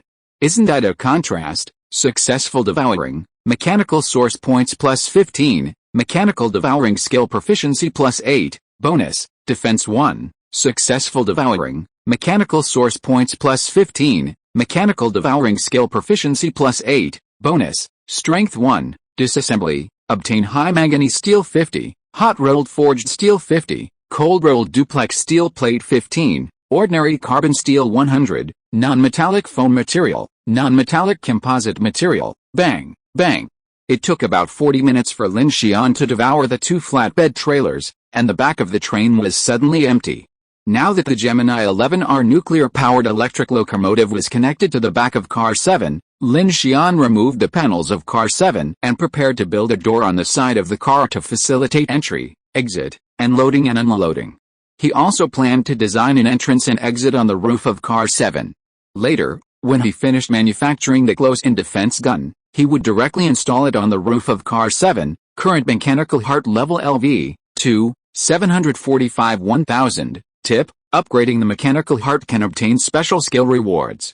When the mechanical heart reaches LV3, LV6, and LV9, the mystic awakening can be obtained. Strength level 2, 80%, burst 200 kilograms, speed level 2, 0.5%, limit 13 meters per second, defense level 1, 78%, bone and tough skin, mechanical awakening, not awakened mechanical devouring. 3, 106/1000, improves devouring efficiency mechanical manufacturing. 2, 260/500, improves construction efficiency. Mechanical passive, scan repair decomposition, special skills, wind cannon, normal, level 3, max level, ice shield, normal, level 209%, flashback, rare, level 130%, electric surge, rare, level 123%, the wind cannon is maxed out, so it seems the skill cap is level 3. Lin Xian breathed a sigh of relief as he gazed at the light curtain before him. The chilly wind outside forced him to tighten the collar of his padded jacket. He now reached the last Tuongsing 7F electric locomotive. Since the nuclear locomotive's carriages weren't interconnected, and this electric locomotive had no further use, the best place for it was to devour it. The short-distance freight locomotive that had previously departed from North Bay had been devoured by Lin Xian, earning him a full 300 mechanical source points. This Huingsing 7F electric locomotive was an absolute beast. If he could handle it, he'd definitely reach level 3 mechanical heart. For safety's sake, Lin Xian climbed directly into the cab. The locomotive was covered in heavy armor he'd crafted. He'd considered removing it and attaching it to the nuclear locomotive, but considering the need for radiation protection, he'd decided to use titanium alloy combined with high-density lead plates. He decided to devour it all at once. As the engulfment began, Lin Xian felt a surge of pressure, a suffocating sensation, a sure sign that he was about to devour a massive vehicle. On the train, Ding Junai arrived at carriage number 5. Zhao Yan and Su Wensong were cuddling together in a safe corner, resting. Sasha brought blankets for them. They were both incredibly sleepy, having not slept well in a long time. Perhaps due to the sudden onset of the disaster, Zhao Yan quickly woke up at the sound of Ding Junai approaching. Director Ding, Zhao Yan noticed that Ding Junai looked a little strange, her cheeks flushed and her forehead beaded with sweat. She couldn't help but ask, "You don't look well. Are you sick?" "No." Ding Junai took a deep breath to calm herself. With a hint of satisfaction in her eyes, she picked up the blanket from the floor, wrapped it around herself, and sat down. "Did you talk to Mr. Lin? How was it? Do they have any requests for us?" "No, they're heading to Yubai City tomorrow. We'll see how things go then." Ding Junai removed her glasses and closed her eyes. Seeing she had no sense of crisis, Zhao Yan leaned over and whispered in her ear, "I just heard on their radio that a team from our Dawn project is preparing in Yubai City. Perhaps we can contact them and head to another underground city." "You're right, it was a clear decision for us to bring the research materials with us." Ding Junai raised her eyes slightly and said abruptly, "Go to another underground city? Do you really think that's a good decision? What can we do?" Su Wen opened his eyes and whispered, "Are we going to flee too? We're technicians after all. Staying in the underground city is safer than hiding in these cars, right?" "Director Ding, you're also a valuable asset to the federal government. Don't you want to go back?" Ding Junai looked up at the armored steel carriage. The warm air flowing inside gave her a sense of security. She closed her eyes, recalling the exhilaration that had flooded her from the sinkhole tunnel and the unbridled excitement just now. She felt a sense of relief, like breaking through a quagmire. Her eyes raised slightly, but she said nothing. "I'm asking for monthly votes from Minu Book, brothers, let's get on board and go." Chapter 121 Awakening. Mechanic. Devour progress 80%, 8 hours passed, and Lin Xian's energy was practically drained. He sat in the carriage of the Huangsing 7F electric locomotive, sweating profusely. This was the drawback of mechanical devouring, it not only consumed energy but also required complete concentration. Even at 99%, stopping would reset all progress. Therefore, without sufficient time and a safe environment, Lin Xian didn't dare attempt such a large undertaking. Now, having escaped the dungeon and found himself on the vast snowy plains, they finally had a moment to breathe thanks to the monitoring of the dangling detector and the onboard radar.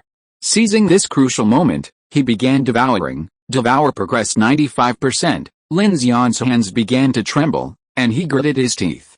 He knew the devouring process was imminent. Once successful, the upgrade of his mechanical heart would restore some of his stamina. Go, go, go.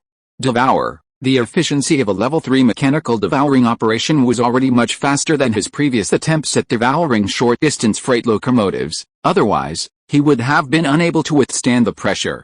A snake swallowing an elephant was too weak to swallow an elephant.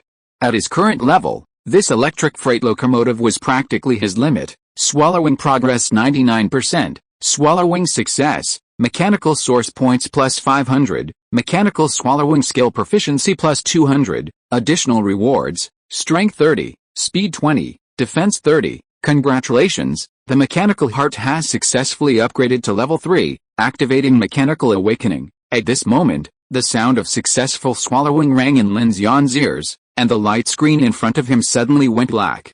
Swish! Countless arcs of electricity appeared out of thin air around Lin Xian.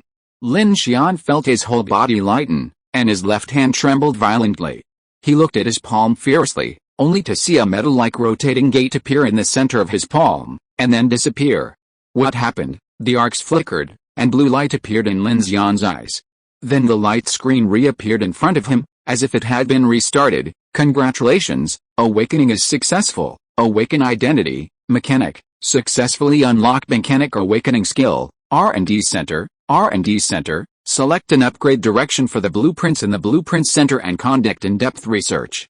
After a certain period of time, you will obtain new blueprints. Note, research duration is limited by the blueprint level and mechanical manufacturing level. Successfully unlocked mechanic awakening skill, fabrication factory, designate a basic material and transform it into the basic material in the decomposition center to obtain the specified material. Note, material preparation efficiency is affected by the material level and mechanical manufacturing level. Congratulations, the decomposition space has been successfully expanded. Decomposition space, capacity, 1,000 tons. Congratulations, strength level increased to level 3. Congratulations, defense level increased to level 2. A series of notifications popped up, and Lin Xian immediately felt like fireworks were setting off before his eyes. The entire Huingsing 7F electric locomotive disappeared in a puff of ash. Lin Xian lost his balance and fell directly onto the tracks. Cold. Lin Xian, who was slow to react, rushed back to the infinity. After closing the door, he finally breathed a sigh of relief.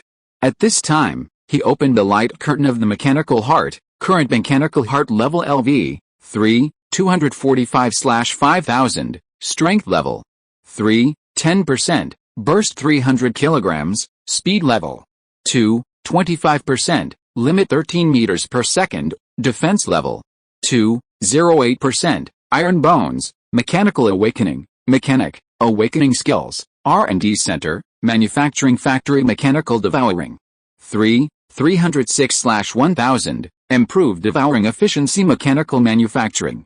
2, 260/500, improve construction efficiency mechanical passive, scan repair decomposition, special skills, wind cannon, ordinary, level 3, full level, eye shield, ordinary, level 209%, flashback, rare, level 130%, electric surge, rare, level 123%. My mechanical ability has finally evolved into its full form. Lin Xian's face was full of surprise.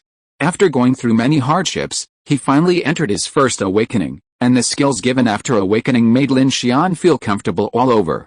This is how a mechanic should be. The research center could automatically upgrade blueprints. He was immediately intrigued. This thing mainly consumed time, so he opened it. A blueprint box appeared before him, surrounded by countless circuit diagrams. You can only choose one blueprint. Without thinking, Lin Xian directly inserted the blueprint for the 1130 close-in weapon system. Ling. The R&D center immediately lit up red. This blueprint is high level. Current mechanical manufacturing level 2. R&D time increased by 50%. Please select the weapons R&D direction. Firepower, 18 days and 22 hours. Mobility, 13 days and 5 hours. Precision, 15 days and 12 hours. Lin Xian, that's almost half a month. By the time we finish R&D, the opportunity will be gone.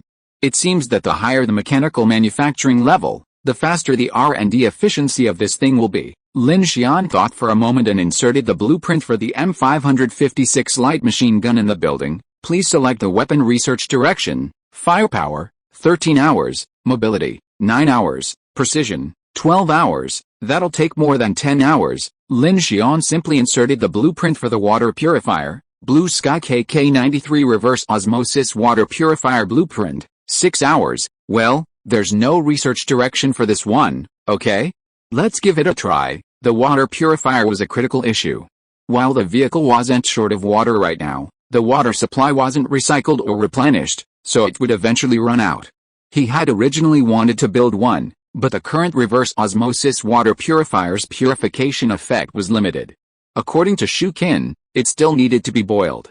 So he decided to upgrade it to the R&D center first, perhaps obtaining a higher-level water purifier. Reminder, Blue Sky KK93 reverse osmosis water purifier blueprint is undergoing upgrade development. 5 hours, 59 minutes, and 59 seconds, the countdown began ticking on the screen before him. Lin Xian, filled with anticipation, immediately glanced at the manufacturing factory in the palm of his left hand. Judging by the skill's description, it seems this skill could solve Lin Xian's biggest material problem: preparation center. Scan a base material to obtain its information, and select a base material in the decomposition space for transformation. Wow, after this preparation center, materials are now graded. Lin Xian opened the decomposition space and discovered that all materials within were now labeled with a grade. Ordinary materials like steel and plastic are considered level 1. High manganese steel, highly hardened tungsten steel, hot-rolled forged steel, cold-rolled duplex steel plate, and ordinary carbon steel are considered level 2. Advanced materials like forged inner armor steel, titanium alloy, and tungsten titanium alloy type I are already considered level 3. Lin Xian immediately unloaded a bullet from a rifle, removed the warhead, and poured the smokeless powder into his palm. He then immediately used the preparation center's scan function. New book, please vote for me. Brothers, get on board, go. Chapter 122 Strange Barrier. Beep, beep. A blue light flashed from the palm of his left hand, and then a progress chart for analyzing materials appeared on it. 30%, 60%, 100%, analysis successful. High energy solid gunpowder, 1, please select the conversion material. Lin Xian chose the lowest grade, grade 1 steel, manufacturing plant, convert steel, 1, into high energy solid gunpowder, 1, manufacturing efficiency, consumes 50 kilograms of steel, 1, and produces 2 kilograms of high energy solid gunpowder, 1, per hour. It really works. Lin Xian looked at the light screen with surprise in his eyes. If solid gunpowder could be manufactured, then the vehicle could be equipped with a large number of thermal weapons. Even making artillery shells was not impossible. 2 kg, according to the M556 light machine gun used in the building, equipped with ammunition for 7.62 by 51 mm caliber rifle bullets. Each bullet uses 2.77 grams of gunpowder, so this gunpowder is enough for me to make 722 bullets, which is rich now, but if it's the 30 mm tungsten core armor-piercing bullets used by 1130, each bullet has a charge of at least 18 to 20 grams, then I can only make about 100 bullets, which is only 2,400 rounds a day. This is just the amount of gunpowder, not counting the consumption of tungsten core steel shell materials and manufacturing time. So, the amount made in a day is only enough for about 15 seconds. Lin Xian nodded secretly. 15 seconds sounds short, but think about it, whether it's the white giant monster, the red centipede, or the human skeleton encountered in the dungeon before, how many seconds can they hold off? If this big killer can be made, let alone anything else, the C-level or B-level weird bodies mentioned by Ding Junai should be able to be dealt with, so there won't be a hard fight for the whole group. From now on, critical metal materials are also in urgent need. Without hesitation, Lin Xian immediately began experimenting with the functions of the R&D center and fabrication factory. With experience, he would become more proficient in the process. The fabrication factory was undergoing hourly conversions, causing the amount of steel in his decomposition space to decrease while the amount of high-energy solid gunpowder continued to increase. It was much like the construction games he used to play. With manufacturing and R&D, the scope for his mechanical mind to be utilized became much larger. Click, click, click. Soon, dozens of 7.62 by 51 mm machine gun bullets were produced by Lin Xian. They clattered to the ground. Lin Xian, with an eager look on his face, picked them up, feeling the residual warmth of the bullet casings, and felt a sense of satisfaction in his heart.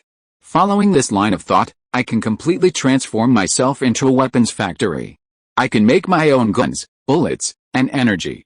As long as the materials are enough, it's like a perpetual Gatling gun. Super God mechanic, great. The next step is to collect and convert materials. First, I'll make the vehicle-mounted 1130 close-in defense gun. With such firepower, I won't be afraid of bugs chasing the car anymore. Then I'll make a set of full-cover armor and supply myself with ammunition. I'll really be Iron Man. Lin Xian took a breath of cold air. He suddenly thought, if the military Mecha and 1130 close-in defense gun were really taken to the R&D center for upgrade, I wonder what they would be upgraded to? Thinking of this, Lin Xian couldn't help rubbing his hands. He looked at the R&D center. The blueprint of the water purifier could be upgraded in just a few hours. Then he could test the power of this awakening skill. So what's next? Lin Xian felt a little exhausted. Although he felt somewhat stronger after awakening, the simultaneous operation of the R&D center and the manufacturing plant was constantly draining his energy. Fortunately, now that he had a nuclear locomotive, he no longer had to serve as a human battery, which was a relief. Let's rest for a while, and then finish the exterior armor of the locomotive and the experimental car. Lin Xian arrived at carriage 1, excited and about to rest, but suddenly thought of something. Oh right. That strange radio, he had almost forgotten about it.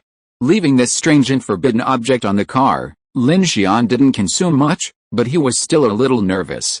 The last time he consumed it, it prompted him to detect non-mechanical energy, causing the mechanical heart to activate its self-protection program and seal the radio in a heterogeneous manner. Now that the mechanical heart has successfully upgraded to level 3, it's time to consume it. Lin Xian found a metal box from a shelf. He had crafted it specifically for the strange radio.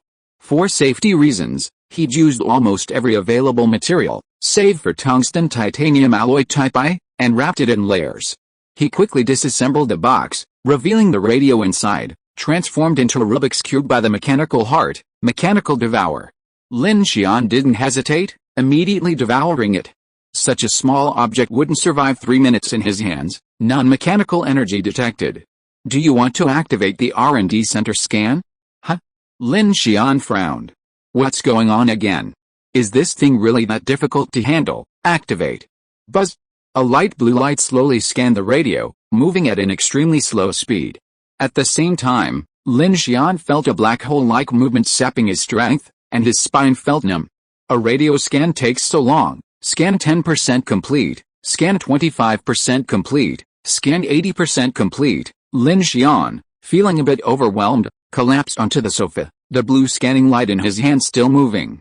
This thing is more powerful than a spider spirit. Finally, scan completed. Mechanical heart test results. Strange item number 01. Name, unnamed. Features, possesses the ability to broadcast fear and dark energy. The mechanical heart has been subjected to heterogeneous frequency modulation. Activating this device using frequency modulation allows it to detect the reflection of fear and dark energy within a fixed space and block such energy externally. What? Lin Xian stared at the light screen before him, his brows slowly furrowing. Blocking fear and dark energy? Could this dark energy refer to the night contagion? Inside the train car, Lin Xian sat on the sofa, staring motionlessly at the radio cube in his hand. After a moment, he regained consciousness. I never thought that my mechanical heart could actually contain a forbidden object? In other words, can I now use the power of this heterogeneous radio to add a barrier to the infinity? Whatever, we'll know after trying it. Lin Xian took a deep breath, picked up the heterogeneous radio cube, and immediately activated the mechanical heart. Ling. Reflection detection is being performed using non-mechanical power. Detection successful. There is no risk of fear in the train, and the invasion of dark forces has been blocked. Swish. In an instant, an invisible force suddenly enveloped the entire train, and everyone suddenly felt that a cold feeling deep in their hearts was instantly swept away, and the oppressive feeling of the night was also swept away. Chen Sixuan on the bed slowly stretched out her slumbering eyebrows, and even Lin Xian felt a lot calmer in his heart. 360 artifact. Lin Xian reacted, and at this moment he immediately understood the function of this thing. With this heterogeneous magic cube, the previous terrifying invasion of Radio 1542 and the invisible fallen demon could be blocked outside the train. Good boy, this is a magic shield. Lin Xian breathed a sigh of relief and thanked my mechanical heart. If this is the case, then those taboo objects that are avoided by people, especially those related to machinery, would not become the target of his mechanical heart's devouring? The new book has reached 2,000 monthly tickets for the first time since it was put on the shelves. Thank you to all friends for your support. I will add more chapters today. I continue to ask for monthly tickets and subscriptions. If you are listening to this novel on a channel other than Fanfic World, it means it was downloaded and re-uploaded without effort. We warmly invite you to visit our channel, Fanfic World. There you will find the original version of this story and many other novels of various genres. We look forward to seeing you dive into a world of incredible novels. Chapter 123 External Turret. The snowstorm subsided, and the Infinity train sat at rest late at night on the snowy plain. The tracks ahead were buried deep in the snow. Chen Sixuan, Kiki, and Sasha all felt a good, restful sleep. After waking up, Lin and the others also went to sleep for a while, awaiting the progress of the water purifier blueprint. Do you feel that panic is gone? Chen Sixuan woke up and checked in on car 3. Seeing that Zhao Yan and the other two were also fast asleep, she asked Sasha to take over from her brother and keep an eye on the cars behind. Kiki stretched in front of the computer. You know what? It seems so. Chen Sixuan opened the sun visor and looked out at the endless dark snowy plain. Then she said, based on the distance we've covered, dawn should be around 4 p.m. today. Kiki, see if you can get any news from Yubai City. Kiki nodded, picked up the radio, and began searching for information. The Federation Phoenix Society's daily survival radio station, according to the statistical report of the Xingyun Monitoring Department, the safer areas at present are the Hangshan Pass in Jiashao City, Xianhe Province, Asia Pacific, east of the Weihe River, Longjiang, Jinhe, and Xingchang areas as far points 3 and 4, and from Fengchang to the western Gobi, Tagan Desert, Parma Grassland, southeast to Jin, Yunanling, and Xianjia Xingyun far points 5 and 7. The surviving migrants in Blue Oceania and North America can choose the nearest direction. The secondary cities that have not entered the polar night area all have Phoenix Society Rescue Association stations. ZZZ, emergency tips for obtaining survival resources. Number 53 ZZZ, the importance of water is self-evident. Today we have invited Professor Qi, an expert in microbiology, to explain to us the harm caused by black rain to surface fresh water at this stage ZZZ. In order to further strengthen human resistance to strange bodies, the Federation Phoenix Society is recruiting people with various abilities to join the Night Walker organization. ZZ Federal Radio, YB Zone, reporting, Yubai City is flooded with zombies. Multiple sightings of strange entities have been reported tonight. Yubai Airport Number 1 is fully engaged in a counterattack, tisk-tisk, Kiki said, adjusting the radio frequency. The situation in Yubai City is a bit troublesome. If the ascent corridor is shut down, I guess everyone who's in won't be able to get out, Chen Sixuan replied. The shutdown isn't the biggest problem for us. As long as the skywalk isn't collapsing and the ascent corridor isn't blocked, we can ascend. The problem now is we don't know what the actual situation will be like once we are inside the city. We'll see what happens. Kiki then launched the drone into the air to reconnoiter the surroundings.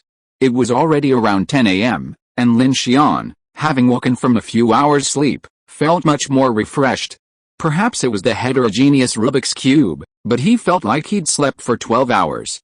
Combined with the upgrades to his strength and defense, his physical fitness had also greatly improved, leaving him feeling completely refreshed. Are you awake? Chen Sixuan was currently cooking some hot soup.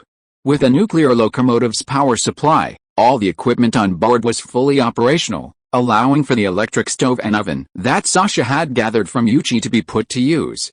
If it weren't for the lack of fresh vegetables, Lin Xian had no doubt Chen Sixuan was preparing to stir-fry something.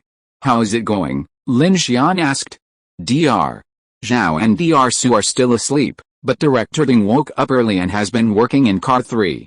I wonder what she's been up to. I'll go check it out and set up the armor on the new car. We'll set off at daybreak, Lin Xian said. He glanced at the R&D center, which showed that the blueprint upgrade had just over 20 minutes left. Delighted, he made his way to the rear car without wasting any time. In car number 2, Kiki pulled out the equipment blueprint of Cole's car and said to Lin Xian, "See, I said it's ready. This set of cars has a complete air circulation system. Relying on this design to connect all the cars, after you get the water purification equipment up, the water-oxygen cycle you want can be done." Lin Xian saw it and was very happy. Wait until I finish the armor at the back, and then install the water purifier. By the way, car number 7 is now connected to the nuclear-powered locomotive. Do you want to set up other doors to make it easier for us to get on and off? A blue line diagram of the entire train was drawn on Kiki's computer. She pointed to the front and back and said, "The front and rear cabs have doors, so getting in and out is okay. If you need to transport cargo, it may be a bit troublesome, I know." Lin Xian nodded. "I plan to open a side door in car number 7, and I'm also considering whether to open a skylight in car number 6 and car number 1, or make an elevator or something." Elevator? Kiki looked weird. "Are you going to eject yourself?" "No," Lin Xian explained helplessly. "I am planning to set up some weapon systems on the roof, such as turrets or guns, but it is best if they can be raised and lowered, otherwise they will be easily destroyed when encountering trouble." "Wow," Kiki's eyes lit up. "Is it the kind of shooting cabin that the aerial gunboat has? How exciting. Why don't you put one on car number 2, and I will shoot it? I guarantee that there will be no one left." Shooting cabin. Kiki found a picture on the computer and showed it to Lin Xian. "Look, this is it, but the cabin requires high protection bulletproof material, otherwise it will be too stupid." Lin Xian took a look and was stunned. "No, this is an electromagnetic gun I'm talking about." Oh, Kiki waved her hand to interrupt him. "If you have a dream, of course I know what you are talking about. Isn't it just a shooting turret? Our train will be upgraded step by step, and we will definitely be able to use these advanced weapons in the future. Don't worry, okay, I'll design a mecha turret just for you." Lin Xian didn't know whether to laugh or cry. Why did this girl seem even more obsessed with advanced equipment than a mechanical psychic like him? That's right, he already had an R&D center, so he had to be more ambitious. Maybe the infinities on board weapons wouldn't even need bullets anymore. With a nuclear-powered carriage, that would save him a lot of trouble. Arriving at carriage number 3, Ding Junai was busy using a laptop on the workbench. The culture chamber of the Hell Black Chrysanthemum was placed next to her. Seeing Lin Xian come in, she said, "Are we leaving?" Lin Xian saw it and said, "Are you researching this thing?" Ding Junai responded calmly, "It's just a continuation of the previous research. This carriage has basically all the necessary equipment. If you need this information or prohibit me from using your property, you can notify me. Before you explicitly agree to let me get on the train, my identity is still your rescuer." "Rescue?" Lin Xian chuckled. "If you were really rescuing prisoners, I would have locked you in an iron cage last night." Ding Junai turned around and looked at him calmly. "Thank you for your kindness. Don't thank me yet," Lin Xian said in a deep voice. "The situation in Yubai City is worse than you thought. I may not have the energy to help you when we get there." The new book has reached 2,000 monthly tickets for the first time since it was put on the shelves. Thank you to all friends for their support. I will update today and continue to ask for monthly tickets and subscriptions. Chapter 124 Scientific Romance. "It's okay, you should consider keeping me." Ding Junai's face was calm. She pointed to the workbench in the distance. There were several exquisite petri dishes there. They were plant seeds that Lin Xian and Kiki brought back on the 89th floor. It seemed that Ding Junai had already sorted and packaged them. "Your idea is to cultivate green plants on the train, and I happen to be an expert in this field. Although biological academic research and forestry planting and cultivation are essentially the difference between theory and practice, there should be no one on this train who is more suitable for your plan than me. Moreover, you have 2 Col-3 biological science research cabins, which can be used separately. One can be used as a research studio for me, and the other as a planting car. I have made some progress in the research of blood disaster plants. In addition, there is more than one psychic on this train who can help with experimental observations. Leaving me here can help you explore more areas." Lin Xian looked at her curiously. "As far as I know, there is a group of operatives from your Dawn project in Yubai City. Maybe there are also people from the Phoenix Society and the Iron Guard Brigade there. You can join the official organization with your identity." "Why do you always want to get on my train?" Ding Junai tilted her head slightly and looked at Lin Xian seriously. "I remember I told you last night, what, I like higher-level physical pleasures. Staying in the dungeon will suppress my emotions. What's more, the dungeon is not safe. Isn't that proven by facts?" Lin Xian was genuinely puzzled. He frowned and asked, "Are you saying you've fallen in love with a thrill of escape?" "I can't completely rule it out," Ding Junai said righteously. "Meeting death on a train hurtling towards dawn is more romantic than science. Besides, I possess both." Lin Xian was stunned to discover that such a stern-looking female academic could harbor such a wild idea. No wonder many people say that those who appear calm harbor true fanaticism. He saw a hint of that in Director Ding. "Alright, Lin Xian replied, taking a deep breath. If you still have such thoughts after Yubai City, I'll let you board, thank you. Ding Junai glanced at him, then turned back to her work. Lin Xian headed for the rear carriage, preparing to call the building to finish the armoring on the nuclear locomotive. Just then, a light screen flashed before his eyes, signaling a notification from the R&D Center. Blue Sky KK-93 Reverse Osmosis Water Purifier Blueprint Upgrade successfully developed. Please obtain the new blueprint. Lin Xian's face lit up with joy, and he immediately selected the blueprint. In a flash of light, a brand new blueprint appeared in the R&D Center. Congratulations, you've obtained the A1 level subcritical reverse osmosis water purifier, blueprint, subcritical reverse osmosis water purifier. Lin Xian stared at the strange blueprint, stunned. What the hell is subcritical reverse osmosis? Is this even part of this world's tech tree? He stopped midway and immediately turned back to find Kiki. Girl, let me ask you a question. Do you know the term subcritical reverse osmosis? You've asked me the right question, Kiki frowned. What is it? Is it related to water purifiers? Lin Xian found Ding Junai again. Director Ding, do you know about subcritical reverse osmosis water purification technology? Ding Junai turned around and raised her glasses.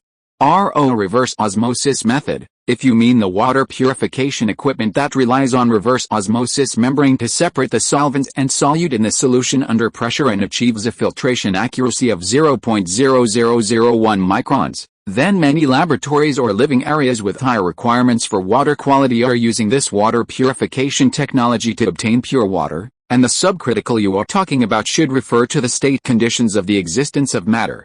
In engineering, it refers to certain substances that exist in fluid form at a temperature above their boiling point but below the critical temperature and at a pressure below their critical pressure. Before she finished speaking, Lin Xian left. Ding Junai took a look, then turned back to work expressionlessly. Maybe I'm overthinking this. This is a relatively advanced water purification technology. But many people haven't heard of it. Lin Xian pondered for a moment, then suddenly returned the blueprint to the R&D Center to see if this research and development would continue. However, after submitting the blueprint, the R&D Center directly prompted him, insufficient mechanical manufacturing level, but has reached the highest standard for this blueprint. Okay, he then opened the fabrication plant. His decomposition space had already yielded a considerable amount of high-energy solid gunpowder. To build this water purifier, he needed the basic materials for the reverse osmosis membrane. Lin Xian tried converting steel and plastic, but discovered that the reverse osmosis membrane material was a Class 2 material. Using Class 1 materials for conversion would increase the conversion material requirements several times over. Oh my god, this is a waste. Fortunately, he already had plenty of Class 2 materials, and the reverse osmosis membrane material wasn't much. So he simply converted it with carbon steel.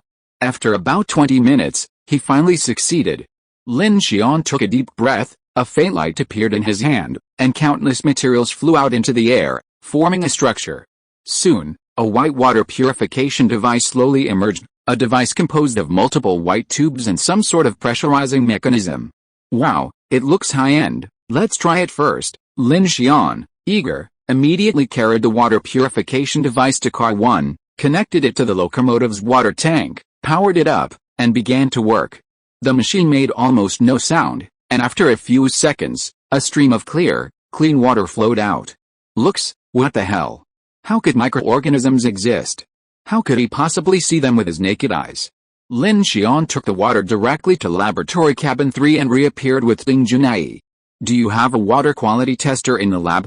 Please help me test the quality of this water. Ding Junai, without question, stood up and took the water from Lin Xian. She then ran the test through the water quality tester, quickly reaching a conclusion.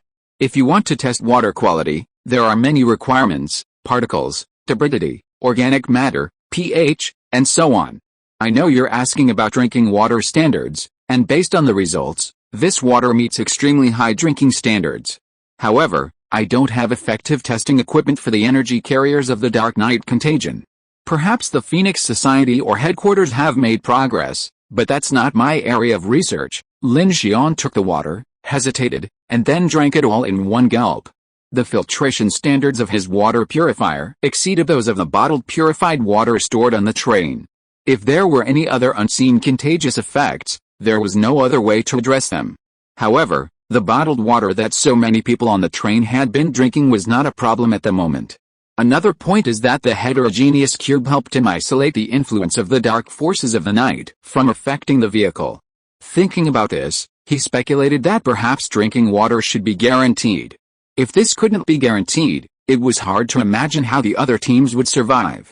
Feeling a little relieved, Lin Xian chose to place the blueprint for the M556 light machine gun into the R&D center. Please select the development direction for this weapon. Firepower, 13 hours, mobility, 9 hours, precision, 12 hours, firepower. Lin Xian responded in his mind with familiarity. Suddenly, a line appeared on the screen, M556 light machine gun, firepower upgrade, 12 hours, 59 minutes, and 59 seconds, and the countdown began. The new book has reached 2,000 monthly votes for the first time since its release. Thank you to all my friends for your support. I'll add more chapters today. I continue to ask for monthly votes and subscriptions. Chapter 125 Upgrade Log. In the snowy plains, a headlight lit up on the roof of the Infinity train. By its light, Lin Xian began to prepare the Gemini 11R nuclear-powered electric locomotive. The front of the locomotive was a bit messy from smashing countless zombies and humanoids as it rushed out of the tunnel. Lin Xian cleaned and repaired it briefly, then began designing armor for the entire locomotive. Lagging behind, we might encounter more combat. Many battles had taken place in Car 5 since leaving Jiang City. Whether it was a chase or a skirmish, it had become the hardest hit area. Now, the nuclear-powered locomotive was dragged to the rear, a move he had no choice but to make. The locomotive's interior was intricately constructed, housing a 290-megawatt nuclear-powered DRX power plant, which was heavily protected. Along with various supporting equipment, it didn't have a connecting corridor like the original Huangsing 7F electric locomotive. Moreover, he had to place such a small nuclear facility last, considering the safety of the entire train. Lin Xian had no design ideas, he simply piled up the materials. He used the forged inner armor steel he'd acquired when he devoured the heavy TFE 600 double-barreled tank, and combined it with high-hardened tungsten steel to create a double-layer design. The design layout still used the tank's armor configuration. Lin Xian was purely adventurous, using whatever he could find. This Gemini 11R nuclear-powered electric locomotive was 45 meters long and built by the former Federal Kehu Heavy Industries, meeting intercontinental standards.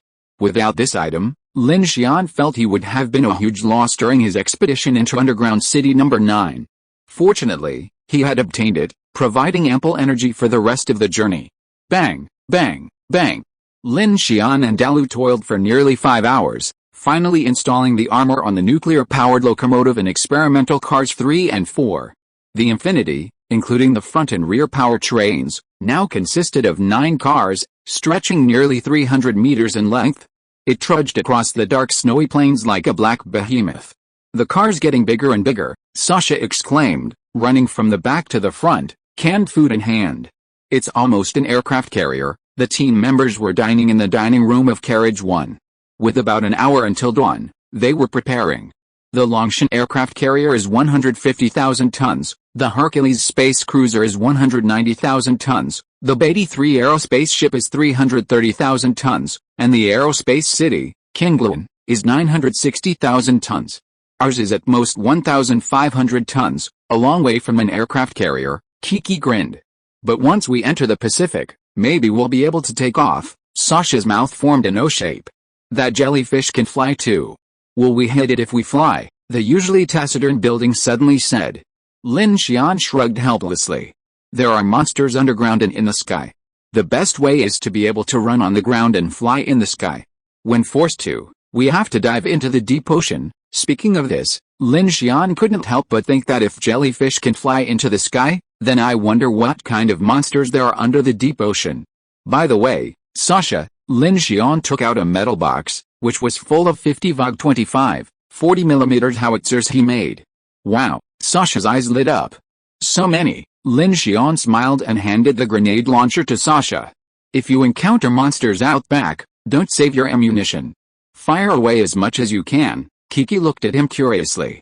Hey, Lin Xian, When are you going to build at 1130 so I can have some fun? Not so fast, Lin Xian said blushingly. Building in 1130 wasn't easy. First, the phased array and fire control radar lacked some rare earth materials, requiring conversion at a manufacturing center. Secondly, they had to consider how to integrate it with the train. It wasn't as simple as just rolling something out and putting it on the roof. Since Lin Xian had no knowledge of mechanics or weapons, without blueprints, he could only design simple door panels, armor, and cold weapons, and they weren't very sophisticated. The R&D center, at this point, could only provide targeted upgrades to specific equipment blueprints, unable to design something out of thin air to meet his specific needs. While Kiki was skilled at systems, designing these things wasn't quite right for her. For example, the water-oxygen circulation system, Kiki had searched extensively for information but still hadn't figured it out.